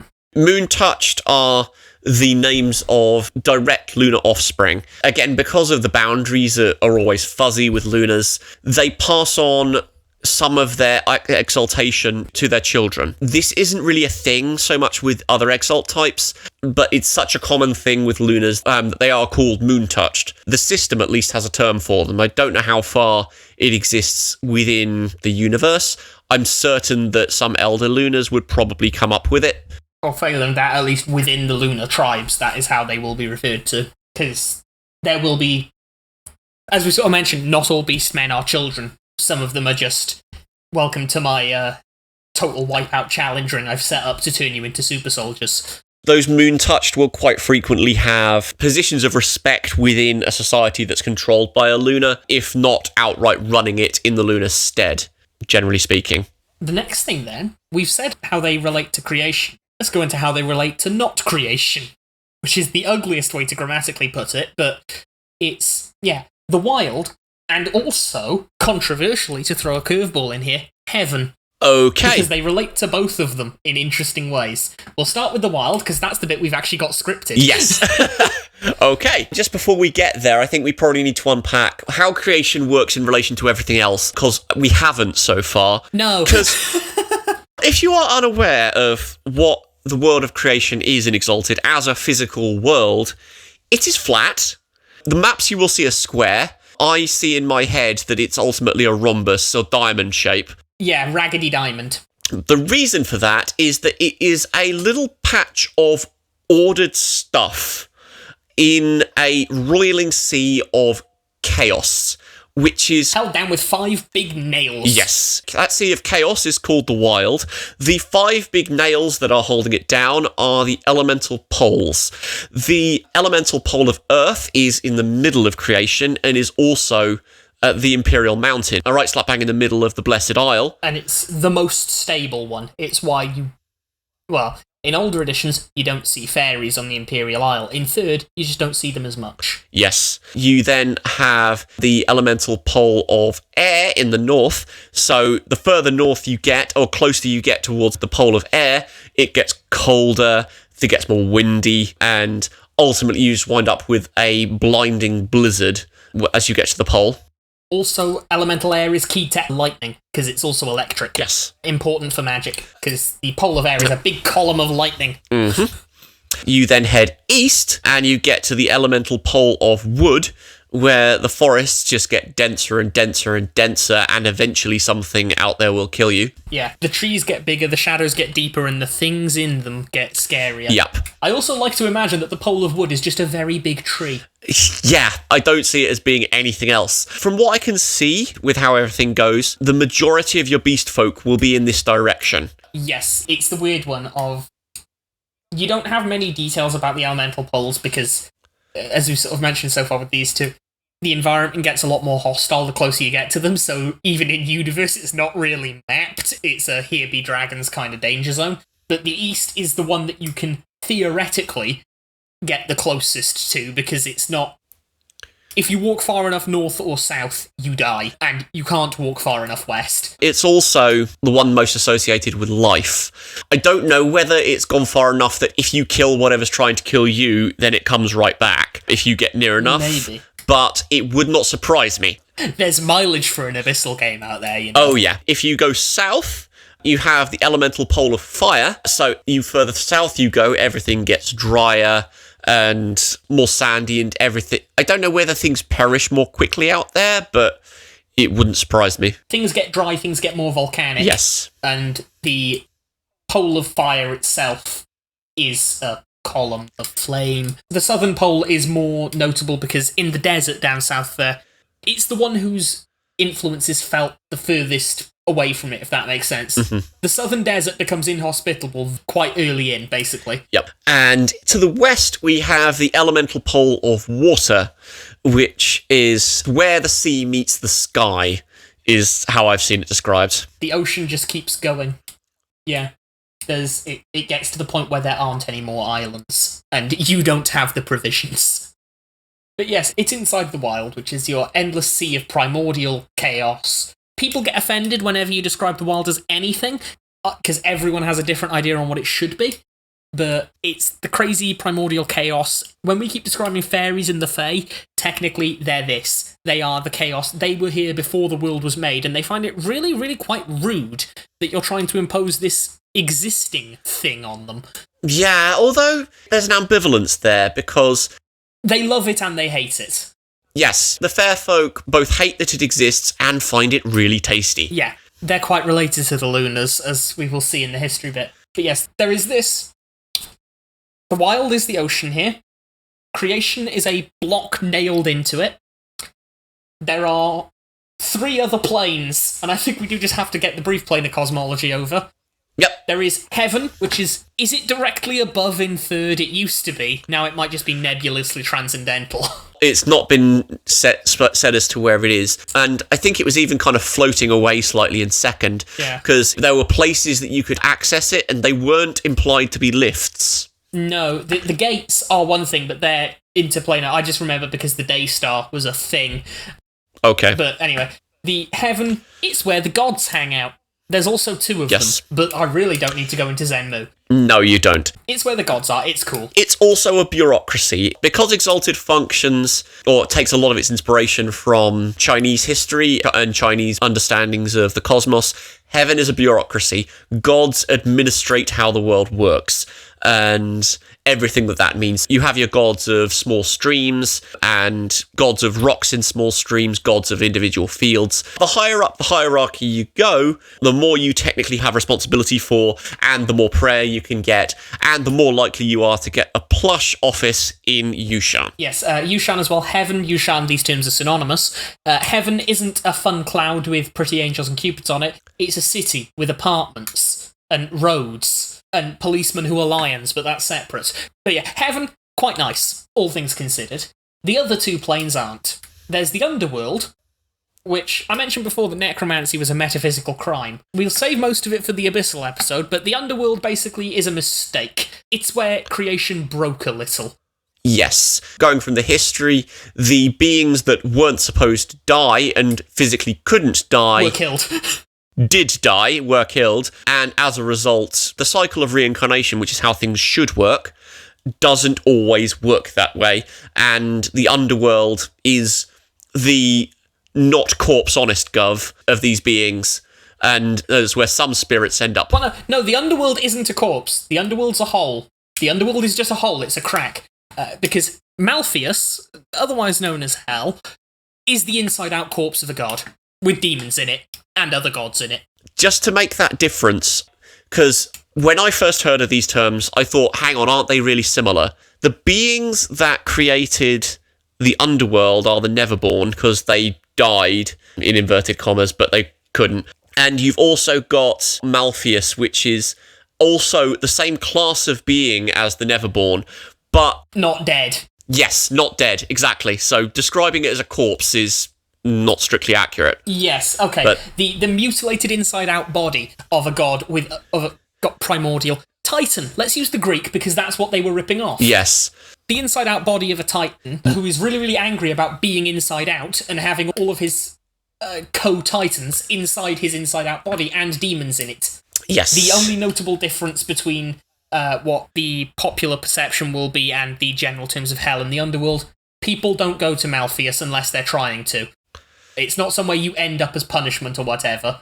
The only people that go there are wizards, because they're trying to do wizard things. Whereas the underworld, when you die, it's a 50-50 on if you reincarnate or go there. It's not quite 50-50, there are ways to influence it, but sometimes you reincarnate, sometimes you just turn into a ghost and go downstairs, and it's a perfect mirror of creation. But those are the planes. They will have their own episodes later. Yes, that's just so that you can get a rough understanding of how the planes work. And just to get back on track, the reason that we get into this and we associate Lunars with the wild is, well, the thematics are all there because change in mutability and all that stuff. The reason that they were associated with it was, again, this is going back to the Edition Wars bit. In first edition, the Lunars, at one point in the history, wound up being driven into the wild. and various other things happened. In 2nd edition, that got de-emphasized a little bit, from what I can tell. In 3rd edition, it's not really mentioned at all, beyond the fact that Moonsilver tattoos will protect you against the warping effects of the wild. If anyone strays too far into the wild for too long, then they will start to change. Yes, it's very much like the warp from 40k. I'm almost certain there might have been some inspiration taking involved Possibly. in how it functions. There are also little pockets of it throughout creation. It's not just on the borders, so to speak. It's just that's where you will reliably find it. Creation is a piece of cloth that's pinned down to it, and because it's been around so long and it's been through so much, it's starting to fray a little. Yes, but yeah, Lunars were linked to it in 1st edition because that's where they went to go and hide. They still went to hide there even in 3rd, to be fair. They ran away to the edges and then came back. But yeah, they've always had a history with it. With the Moonsilver tattoos, with the way Luna is, and I think even 3rd does admit it, that they do make very good fairy hunters. They always have some tie to the wild in nebulous ways between editions as established there, but they are closely tied to it, and it's because, as well, shape-shifting. We've said the wild changes you. It's kind of implied that the shape-shifting has sort of something to do with it. 2nd edition went as far as to say that Luna probably has something to do with the wild, insofar as any of the gods do. Okay. Change itself is the property of the wild.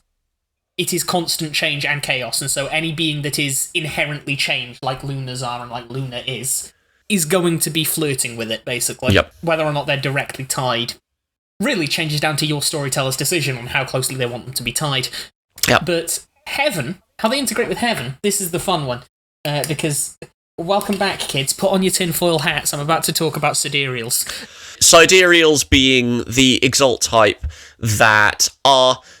I kind of read their archetype as both administrators of reality and really good at martial arts. They're magical feds. Yeah, actually, they're really not presented this way, but if you think about Agent Smith from The Matrix...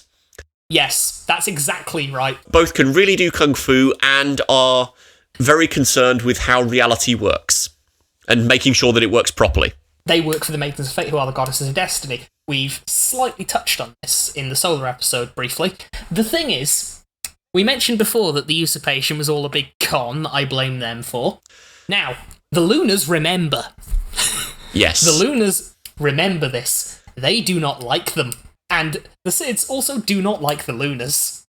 In 2nd, they outright say that the reason the Wild Hunt was instituted was because most of the Lunars got away, and the Sidereals formed it to track them down and hunt them because they're dangerous. Yes, the Wild Hunt being the big creation-spanning institution of get rid of anything that the Immaculate Faith considers to be anathema. There are wrinkles to it, but anything that goes against the established order of the Immaculate Faith, which says that the Dragon-Blooded are on top, everyone else, mortals are underneath, and the Celestial Exalted are really not supposed to be there and need to be stomped out. The Lunars have a beef with them, mostly because they remember it. They also, nebulously between editions, are fully cognizant that the Dragonbloods didn't come up with this on their own, because the Sidereals never admitted to this. They try to pretend they don't even exist. Yes. But the Lunars, they knew the dragons, and the dragons were the foot soldiers. And people get offended. They were the military arm. Yes, they were the ones doing the work. Quite how much the Dragon-Blooded were either duped into doing it or were willing co-conspirators is up for debate. Yes, but it's the key point for the Lunars in Heaven is the Lunars know the Sidereals were in this, and given how Sidereals are and how they were, one of their titles in the first age was the Viziers. And I'm choosing to believe that carries all the baggage calling someone a vizier does nowadays, of pulling the strings. Yes. But the Lunars know this, they have beef with them. It ties into why they ran away to the wild. More in the Sidereal episode, they use a supercomputer in Heaven to see how reality works, and that supercomputer lets them see the future, but it doesn't let them see anything going on in the wild, which is why the Lunars ran away to the edges. That makes total sense. It's the Sidereal's blind spot, and when you're dealing with people who can see the future hunting you, you have to go where they can't see. Yep. But they have a beef with them, which is why I quite like Lunars, because I have a beef with them. Yes. I think, given everything else, we probably should just dive into the history. We've been alluding to it for so long. I think we actually need to do the chronological at this point. Yes. So, way back when, back to the Divine Revolution. We've talked about this one before, but for those of you who didn't want to see the Solar episode because Solars are boring, Divine Revolution, all of the primordials who made the world, read Titans in Greek mythology, have been spending too much time playing the games of divinity and making the gods do all the work, so that the gods decide, maybe we should be up playing the games of divinity and make someone else do all the work. The Unconquered Sun and his mates, Lunar, who then pulls in her girlfriend Gaia, who is a primordial, and the maidens, all get together, have a little mothers' meeting, decide, let's make Exalted. Give humans superpowers by the gods, but enough free will that the primordials can't just order us, tell them to stop. Luna makes her Lunars, not to be all perfect and superhuman-y like the Unconquered Sun does. She makes them to be adaptable. She makes them for guerrilla warfare. She makes them in the assumption that, see what the Unconquered Sun has made? She's like, they're probably not going to be able to do a lot of the dirty work. And also, she sees what the maidens have made in the Sidereals, and is like, they're playing a long game. They've set these people up to be advisors to the Solars after the fact, and they're going to be too cold and too analytical. So here's someone who cares about the little guy, which is why the Lunars have their affiliation for tribal cultures and the like. That is by design. They are... Because the Dragon-Blooded weren't designed as discreetly, they were designed to not die on receiving their exaltation. The Lunars are actually the ones that were most designed to be close to humans. Yep. How that manifested across the line is a separate problem. But they made them, and they killed all the primordials. And everything was good. So the theory goes. Then the first age happens, and the direct rule of all types of Exalted of all creation. So your Solars are sitting there functioning as your god kings. The Sidereals are there as the advisors. The Lunars are... Again, it varies a bit from edition to edition, but there are terms like consorts and such like that are brought in, like they're meant to be paired. Third edition has veered a bit away from that, but Lunars are the ones who get engaged in the wet work, so to speak. They are the ones who governed from the shadows and also potentially patrolled the borders. Because they were dealing with change and so on themselves, they were not exactly mirrors to the Fae, but well equipped to deal with what the Fae could throw at them.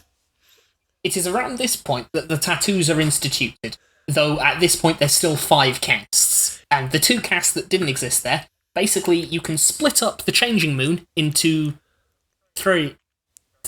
No. Yes, you can. Waxing, waning, and half. There you go. Waxing, waning, and half. And all of those compile down in modern into changing moon. And the 5 lunar ones there, they actually do neatly reflect the solars. Yes, so you have that whole idea of a solar counterpart that much more. And this kind of happens overall at a governmental level as well, because while the solars formed the solar deliberative to run creation and, in theory, various bits of heaven as well, I think, if you believe certain portions of second edition, the Lunars started to chafe under the rule of the solars because they weren't designed to be, or they didn't want to be quite in those roles. So, well, again, it also depends on which edition you read, I think, because yes, this is the third edition telling of it, that because the solar and lunar exaltations reincarnate, and because the techniques in the first age to preserve those memories were so much better, if you wound up with a feud, it would wind up going through generations. And so, in order to kind of forestall this, it's implied that it's the Exalts themselves that did this, so in theory it could be undone, but I don't think there's any mention that it has been. But the solar bond was created to form sorts of political marriages between pairs of solar and lunar exalted. I think that's probably the best way to put it. Yes. So to make sure that they were tied together in alliance type things and without necessarily the emotional connections. Second says there was outright a war at some point where the Lunars just decided, no, screw this. But moreover, one that both editions have, you know we mentioned before that it was strictly 1-to-1. This was Luna being clever and being a trickster. What the Unconquered Sun wanted was the lunar host as a whole to be bonded to the solar host as a whole so that they could not disobey. Luna finagled it and basically tricked him into making it each individual is bound like this, so that pretty much it was still unbalanced, like the Unconquered Sun wanted, so he thought he was on top, but each solar had pretty much his sort of advantage, so to say it, over one lunar, but still had to be afraid of the rest. And yeah, it's one of those bits of that really characterises Luna that she pulled that off. Yes. And in the midst of all that sort of happening, the Lunars thought, hang on, we're getting a bit of a raw deal here. And they formed the Shadow Deliberative in response to this, because they thought, no, okay, so this is being used to some degree to control us and to make us more predictable to the Solars, so we need to organise. They formed the Shadow Deliberative, which went on various wars of discovery throughout what was known as the Old Realm. Creation's borders get expanded and pushed against the wild quite a lot at this point in time, because all of the magics that could be used to hold the wild back were fully functioning, and the Lunars were behind several of those efforts. And the desire for the Shadow Deliberative to be an independent thing from the Solars was driving quite a bit of that expansion. Yes. Edition Wars. Third basically makes it always political from the start, as I understand it. Yep. Second doesn't. Second, one doesn't go for the Shadow Deliberative thing. Second has it always be called the Silver Pact. That's what it'll be called later. The Silver Pact, as they had it there, didn't start as a political entity. It started as a religious one. You may have noticed, whenever we talk about Luna, we seem to be contradicting ourselves and going off in random little tangents. That is because Luna contradicts herself and goes off in random little tangents. And all of her chosen really, really wanted to know... Now, wait a minute. She seemed nice when I met her. What does she want? Like, she's a god. We're supposed to do the stuff the gods want, right? That's what the Solars are doing. They're trying to rule as the unconquered sun wants. What does Luna want? And it started as a religious discussion group, for use of a better term. Because no one had any idea what Luna wanted, and if you asked her, she'd just play some elaborate practical joke on you. Yeah, I can see that. That's very second edition. Yeah, and it just sort of grew into a political thing when the Solars started going a bit kooky. Yes. Which they did. Yeah. Eventually. Yeah, eventually. The great curse that the Primordials laid on the Exalted when they lost the war started to play out, and the Solars start to go nuts. Or so we're told. We don't have a huge amount of objective accounts as to how bad all the depredations of the First Age Solars were. Slap your tinfoil hats on, it's the Sids.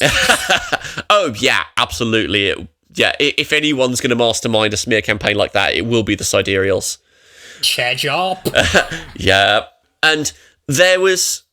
I'm sure I remember hearing something somewhere that the Lunars were trying to cook up some way to help balance their mates out and kind of soothe the rages type of thing. It strikes me as very, very bad, kind of stereotypical, your mate will heal you sort of storytelling. But second edition doesn't pull into that as much. Second edition basically had that they'd already, within that Shadow Deliberative, or Pact as it was called then, they had already formed political factions, and they were very much divided on what to do about the solar issue. Yeah. Those that wanted to help them, for some of them, it was the, oh, your mate will heal you, but that tends to be the ones that were already romantic with their partners. Other ones, the more martial ones, were like, no, come on, sit him down, slap him in the face, and tell him to get it together, man. It's basically, it came to the question of, they're like, well, can we save them, or do we write them off?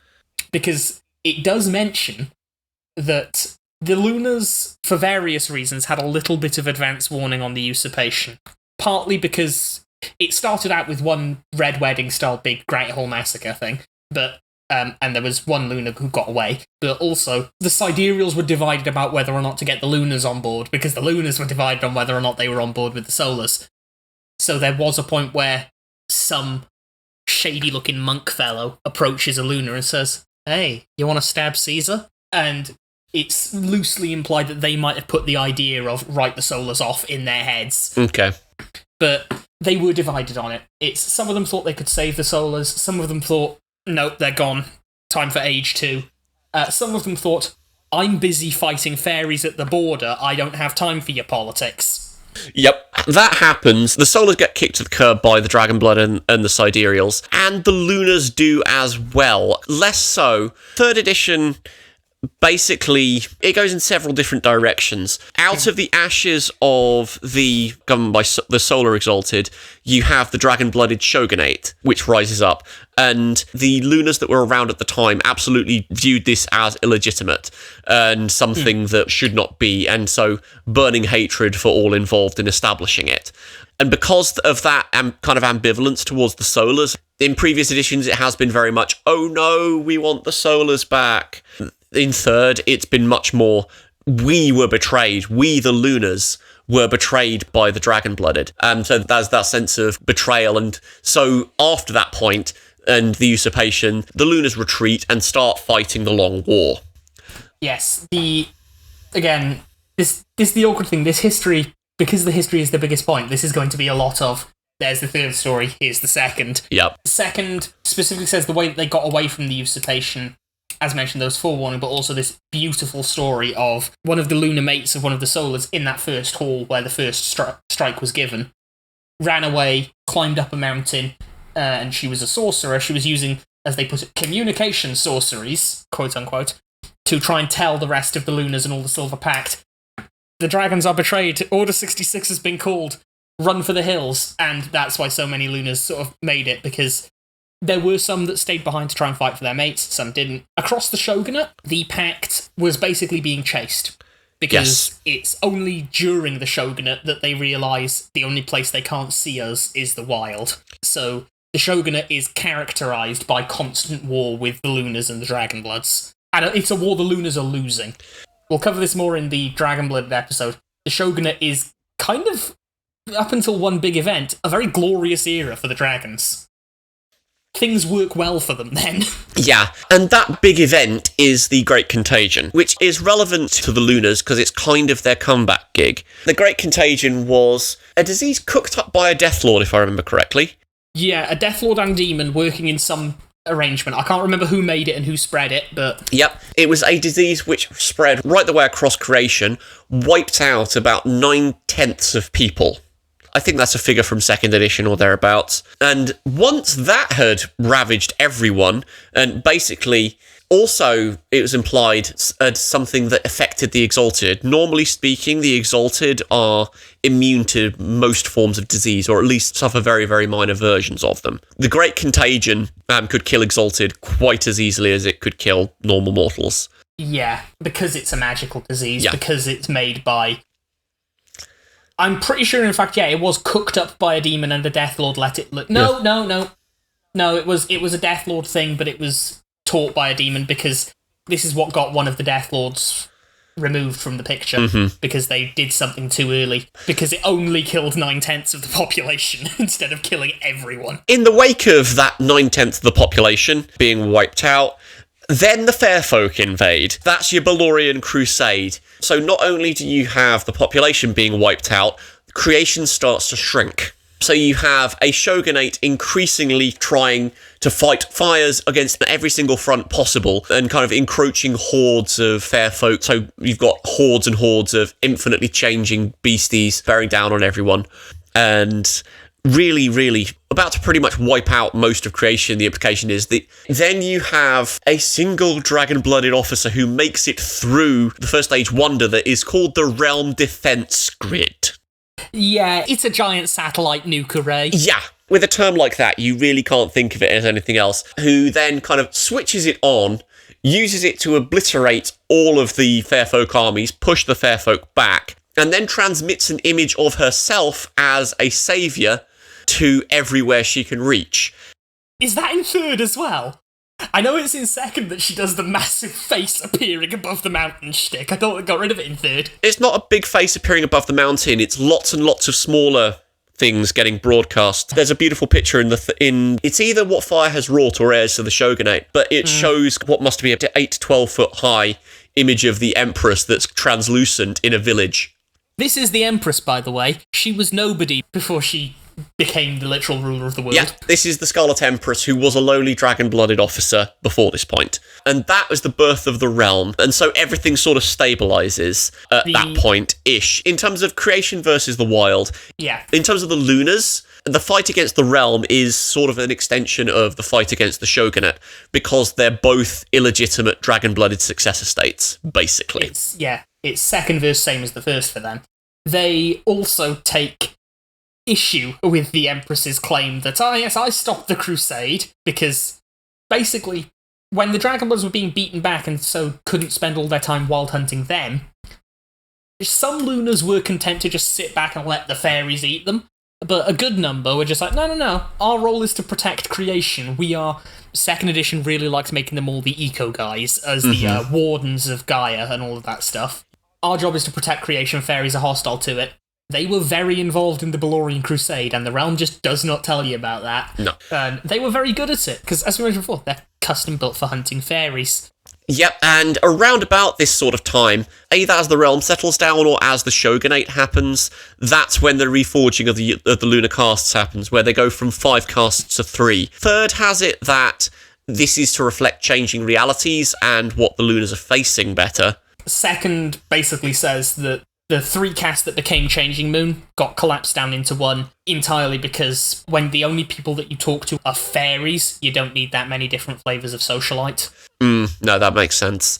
So they collapsed them down to give them more range of power. Yep. And one other thing to bear in mind at this point is that there are Lunars within modern current lunar society that remember various stages of this. There's at least 2 of them that were alive in it. Yeah. Because exaltation, or celestial exaltation at least, seems to grant functional immortality. If they do give numbers. Oh, okay. At least second did, because second liked giving numbers. Yeah, at least second did, because it's I want to say basically Sidereals live longer than everyone else. Yes. Solars and Lunars last about 2,000 or 3,000 years, whereas Sids can go for up to 5,000, because basically it's the line of, there are no Solars or Lunars around who were around for the Divine Revolution. There is one Sid who was around for that. Yes. And bearing that in mind, there are Lunars that remember the whole of the usurpation. You've got Leviathan, who is currently hanging out in the Western Ocean. For him, the usurpation basically broke any sort of hope that he had for a good long while, so he went and was moody for several hundred years. In a trench. He was their greatest naval commander. In fact, they do make a point of saying that he was heralded as an amazing warrior, and then he just went to sulk in a trench for a couple of centuries. Which some people have not forgiven him for. No. In modern lunar politics. You've got Raxi, who was potentially the one behind the... We have to unpack her here. Yes, we do. She is the baby cannibalizing sexy 16-year-old. And you can't brush over that. Yeah. One of the big things about Lunars in general is the whole kind of savage image, in inverted commas. In previous editions, Raxi was absolutely that. She was quite deliberately written as something that was grotesque, transgressing norms, and all sorts. All the while, Bob in the appearance of an attractive 16-year-old. Raxi's portrayal is problematic, to say the least, in how it's been put across. Third has made some attempts to fix her, if I can put it that way. She still will invite you into her domain, throw a great banquet for you, and then eat babies during it, but that's apparently all a show. In third, she is consciously aware of her public image as something both sought after because she knows a heck of a lot of sorcery, and incredibly horrible. Does she have the book? In third? Yes, she has the book. Okay. She has the Book of 3 Circles, has a vast number of spells in it, and things from the First Era. It's also the name of the actual published spell supplement. Which is just wonderful. Yes, that's a nice little nod. It's also a benefit that you can get for a lunar character that at some point or another you can have looked at the Book of 3 Circles, and you can therefore, at some point, or a certain number of times per story, cast spells that you don't know. That might be Raxi specific, because Raxi does have a full write-up. Yeah, I don't know. The interesting thing with Raxi's whole, it's all a show, she knows and it's her reputation, that's the trick so good they used it twice. Oh. Because they did it for Mahasuchi as well. Right. Because they said that his whole savage, border of skulls, kill everyone thing is something that he's deliberately cultivated in the Third Age because he's tired of dragons invading his turf. Second Age, sorry. Because he's tired of dragons invading his turf. Whereas before, he's been the gentle socialite and the kind ruler, or the general, or whatever. His caste, he is a changing moon. He's not a full moon. He is a talker. And he cultivates his self-image as to whatever he needs right now. Yes. Leviathan, Raxi, and Mahasuchi are the 3 that are most defined by the usurpation. Mahasuchi is very, very determined to present a united front against the realm, and basically, for a lot of his history, he's wanted to invade the Blessed Isle and kill everyone. He's been the one that is most forthright in that idea. There was a point where he and Raxi agreed on that, but they had a falling out sometime during the Shogunate era. They were both hanging out in Raxi's city, but they had an argument that turned violent, leveled a good portion of the city. As you do. As you do. I mean, that's another thing about that place. There is actual art in the 3rd edition Lunar book. It literally looks like skyscrapers in the place. Yeah, that's about right. So it's kind of setting it up as modern convenience that then got leveled as these two titans laid into each other. And then Mahasuchi headed south to set up the Nameless Lair. He basically wandered until he found some people that he wanted to be associated with. This is the 3rd edition telling again, because that's where my memory goes. He wandered until he found people he wanted to be with. They didn't want him to start with. So he basically wheedles up to their god, who then eventually pronounces him to be her emissary. And so they accept him as an equal to their priest caste, and then eventually as someone powerful to get along with, but never as their actual ruler. He sets himself up in the ruins of a First Age city in the southeast and just kind of sits there. I'm pretty certain that at some point in his history he will have led armies out to try and face the realm. I can't see that he would never have done that. I don't know whether there's anything documented about precisely what those were. Given how recently historically speaking, given how recently he went to the Nameless Lair, I don't think he's done much there. At least, I've done a lot of reading around the Scavenger Lands, and one assumes he has to go through there to get to them. Yeah. And the general Scavenger Lands assumption is he's never left. Like, they don't know when he went in there because he went alone, but they know he's not come out. Okay. Because the 7th Legion has that area under watch. Yep. But yeah, you have kind of those three that remember the usurpation as it was happening. You've then got a cohort that came after them that's kind of the more active elders within lunar society, which is basically the Silver Pact. The Silver Pact is a very loose confederation of lunars. It's best described as a mutual aid society, is the way they put it across. If you want sanctuary as a lunar, you find the Pact, or the Pact will find you, and you will get relocated. The Pact will find newly exalted lunars and say, do you want the tattoos? We can help you. We can relocate you. We can give you people. We can give you training. The only rank within the Pact is that of Shahanya, which is teacher, basically. The Pact works on a tutelage system that a Shahanya will take on students that they think are good enough for them. Called Ufya. Yes, there's a lovely little Pact lexicon that I can't quite remember, but I only know those two terms. Fair enough. But because the Pact is all nice and mutual aid and democratic, and everyone is in theory equal, not everyone recognises every Shahanya as a Shahanya.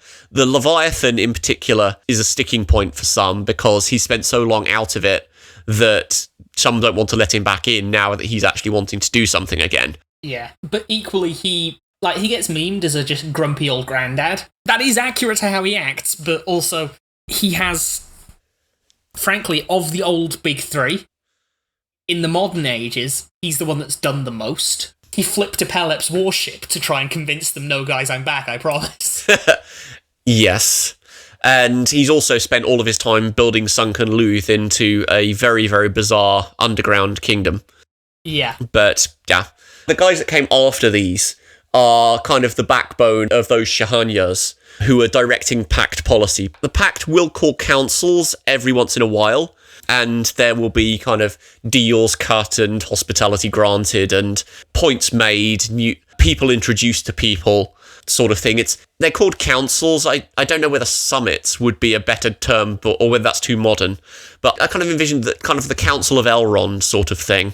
Yeah, I mean, I'll openly admit, I've treated the Pact in my games as perhaps a bit looser than even the books actually do, insofar as I've basically sort of said that unless there's something cataclysmic, the councils are themselves local. It's not going to be all the Lunars of the world meet up here and do this. No, that's 100% not practical, so they will be local.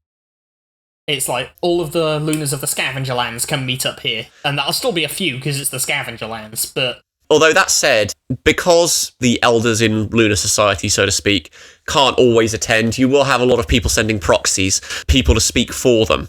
So you can, in theory, have them covering quite a large area of creation if you're willing to have people speak for you and people that you trust speak for you. There are a bunch of politics within the Pact as to what people think should be done. Generally speaking, Pact policy has been keep your heads down and we will steadily bleed the realm dry.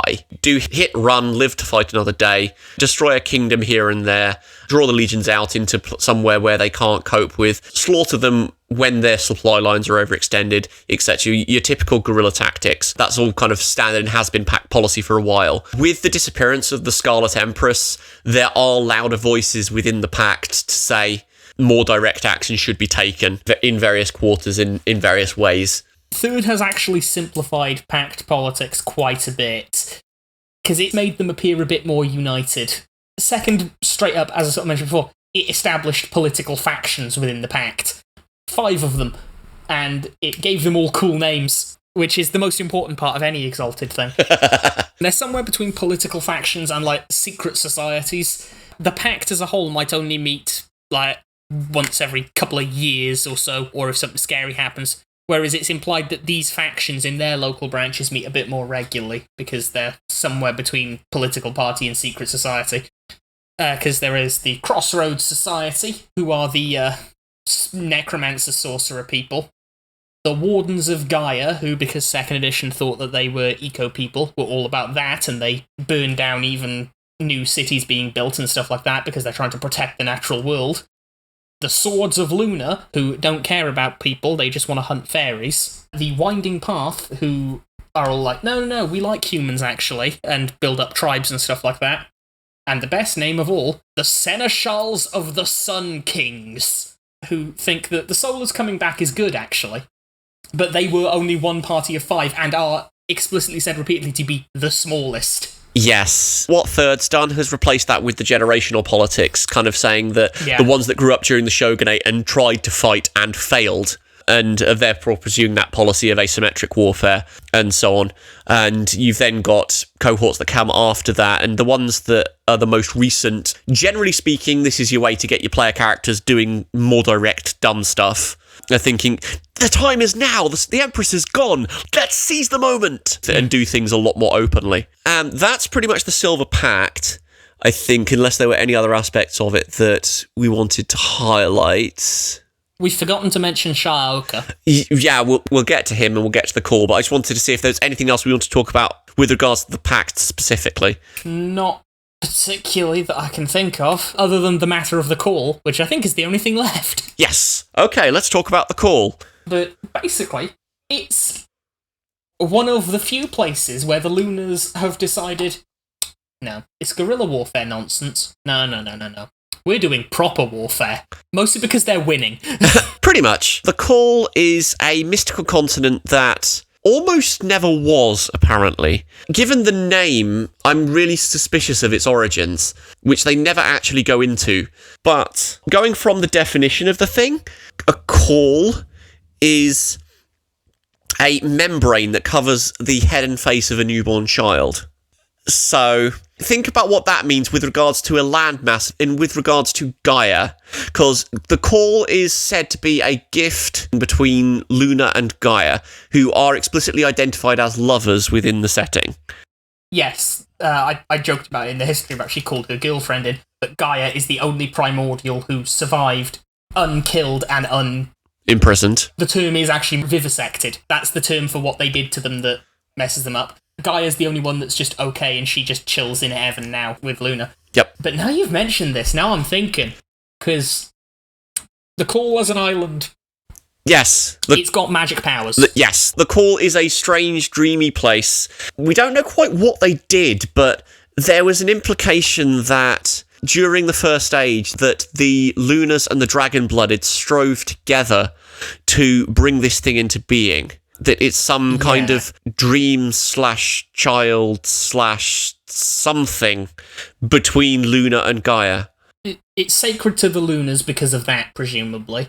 I don't know if it does anything magic for them, but for the dragons, it helps them make more dragon-blooded. We'll get into it in the dragon episode, but the long and short is, dragonbloods don't reincarnate, they have to have kids, and it's not a guarantee that your kid turns into a dragonblood, they might just be a human. The call actually helps that, and makes it nearly guaranteed, doesn't it? It's been a while since I've read that bit of the realm, but this is interesting now. I'm thinking, because I didn't know what a call was before, and now I'm getting theories. Okay, but the thing to remember for now is that the call disappeared with people on it. The most important person that disappeared while on it was a lunar called Sha'aoka, who, when the call reappeared and everything sort of settled down, is leading the war effort against the dragon-blooded on the call. He's done it very successfully. He's one of the few, apart from Mahasuchi, who is directly advocating for a more direct military involvement against the dragon-blooded.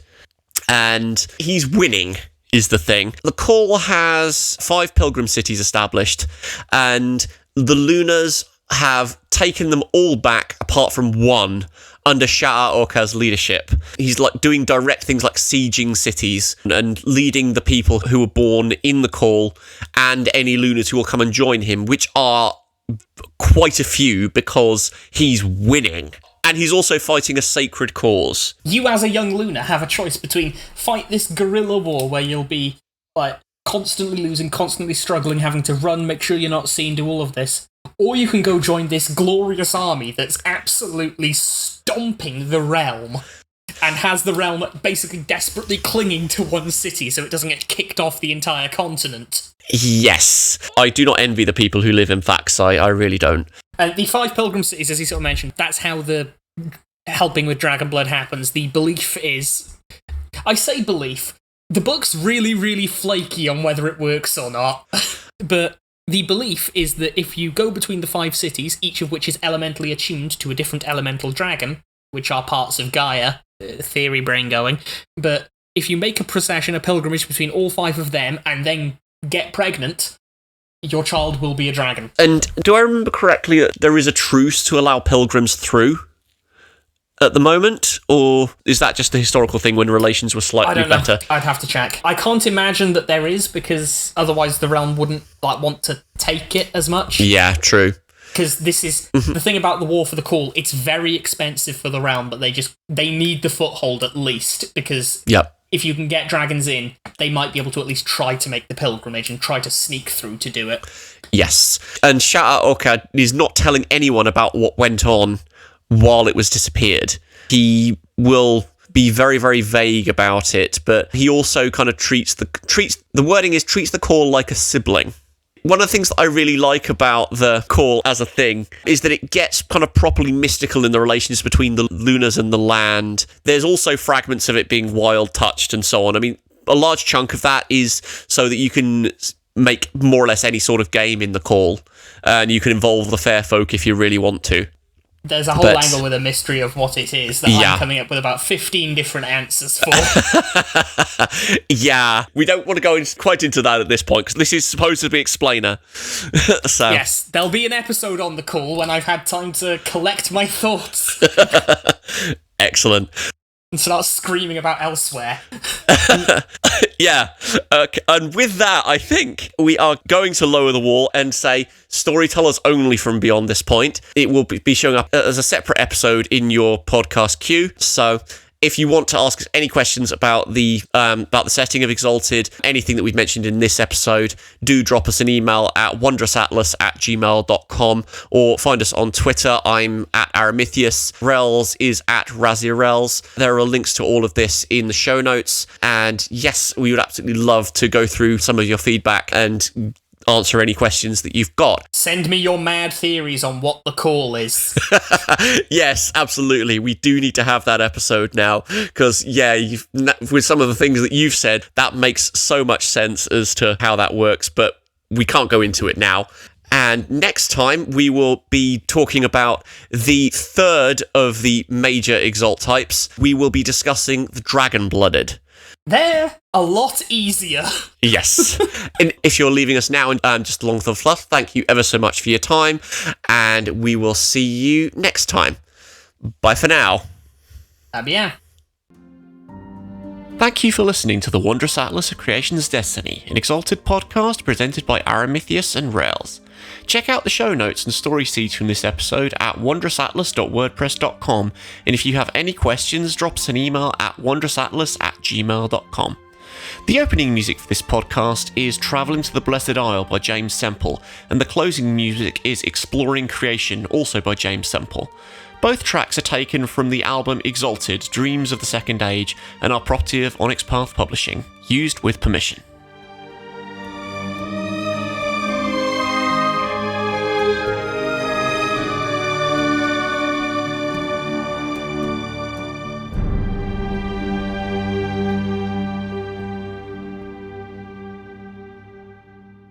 And some errata that we've had submitted on this episode, just some things that need a little bit of clarification and just potentially some elaboration as well.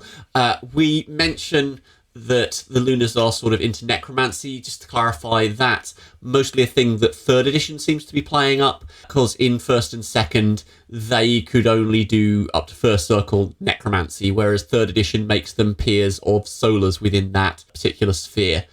But there is a massive but attached to that. Mostly with what necromancy looks like. Now, we don't have a full necromancy system in 3rd yet, so they could do the same thing. But it would make this change to the Lunars pointless. Because beforehand, they could do 1st circle necromancy only. Solars could do 2nd. Only Abyssals could. Or a Solar if they got tuition from a Death Lord. But for various 2nd edition reasons, once you've done that, you're basically on the fast track to becoming an Abyssal. 1st circle necromancy used to be a lot more impressive than 1st circle sorcery was. And so it's not equivalent, like, now, in 3rd edition, if you say 1st circle sorcery, that's okay, it's not terrible, but compared to the higher ones, it's nowhere near really. 1st circle necromancy could, not always, they were different disciplines, but could reliably compete a level up, because it was bigger, it was scarier, and basically the cost with it was that only Eviltons did it. That's fair enough. And just to clarify, Raxi has always been a sorceress and isn't mentioned as being a necromancer. If I've got my splicing right, there should be some errata just before this clarifying some other bits about Araxi as well. Beast folk. Lunars in 3rd edition does not talk about beast folk, because it is somewhat gross. They're almost certainly going to retcon it, but as of time of recording, they haven't retconned it. Do what you will with this furry communities of the world. Yeah, in previous editions, it's been stated that you create beast folk when Lunars are engaged in sexual relations with someone while in animal form. Or the other way around. Yes. Generally speaking, that's just been kind of shuffled to the side a bit in 3rd because, yes, the implications of that. No, because even 2nd didn't say you had to be in your form while doing it. It was just the result of lunar-human pairings. The fact that they did it in animal form was just a few weird Lunars that got mentioned as doing that. Because it's just, if a Lunar has kids with humans, and they almost always do because they were hyper-fertile, you usually get beastmen. Yeah, fair enough. One small note on terminology as well. We have had some 3rd edition terms for the primordials at this point. And they're all bad. In essence, they are called Titans, and they have also been shown up in later books as being called the Ancients. Neither of these names are as cool as the Primordials, though. Not at all. So we're going to keep calling them Primordials. Probably, yes. Next up, we have tattoo things. Tattoos were a 2nd Age thing in all 3 editions. They had various other methods for fixing the casts beforehand. So having to have Moonsilver tattoos was always something that happened post-contagion, almost. Also, I mentioned that the full moon and no moon casts were probably inherited from the hypothetical previous lunar casts. That's apparently also not true. They're just as invented as everything else. They just share the name. Well, not even officially the name. We don't have the names for the old casts, we just have the symbology. So they have the same moon symbology. Yeah, sure. We also mentioned that chimeras, the Lunars that disappear off into the wild and go mad, are not a thing in 3rd edition. That is actually a thing in 3rd edition, but it's now a charm. It's not something that happens to the Lunars by accident. There's a charm called Chimera Soul Expression, which allows chimera forms, but it's not everyone going off into the wild and being driven crazy by it. So from the thematic element, chimeras don't actually exist anymore. No. As a bad thing that can happen to you if you don't remember to be human. It's a lunar practice now, I think, is probably a way of putting it. It's a thing they do instead of a thing that happens to them. Yes. More terminology. 3rd edition has different names for the deliberative. We keep calling the old deliberative the solar deliberative. In 3rd edition, it is the 1st deliberative, and the Realms one now is the 2nd deliberative. Yes. We also mentioned various wars around the time of the 1st deliberative. The Solar-Lunar War is a thing that was apparently just in 3rd edition. The Bond, as the result of a Solar-Lunar War, was a thing that was created in 3rd edition. There was no real Solar-Lunar War or near war in previous editions, and in 2nd edition the Bond was hard built into the Exaltation by Lunar. And in 3rd edition it's just kind of an emergent property of the outspill of the war from those intermarriages and just a result of that. Now for some apologia. Not all Lunars were good guys in the usurpation. A few of them did side with the Sidereals and the Dragonbloods. But they were, as all allies of the Sidereals inevitably are, betrayed, eventually, because they are all shapeshiftery and almost custom built to be able to out-betray you. Yes, pretty much. And so, yeah, it's not a case of all of the Lunars were fighting for the Solars and then run away. It's a case of some were engaged in the usurpation and then got betrayed, and everything went wrong from there. We've now got a bit of clarification of the Great Contagion. We have the Great Contagion wiping out 9/10 of people, at the very least, across all editions. There's some confusion about what it killed besides humans, depending on which edition you read. 1st edition, it just says people. 2nd edition says everything alive.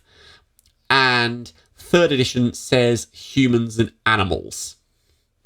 And yeah, the key part there, for those of you who are starting to think, what is around that isn't a human? A surprising amount. And 3rd edition, as it has now put it, kind of breaks some things we're going to get to in a much later episode.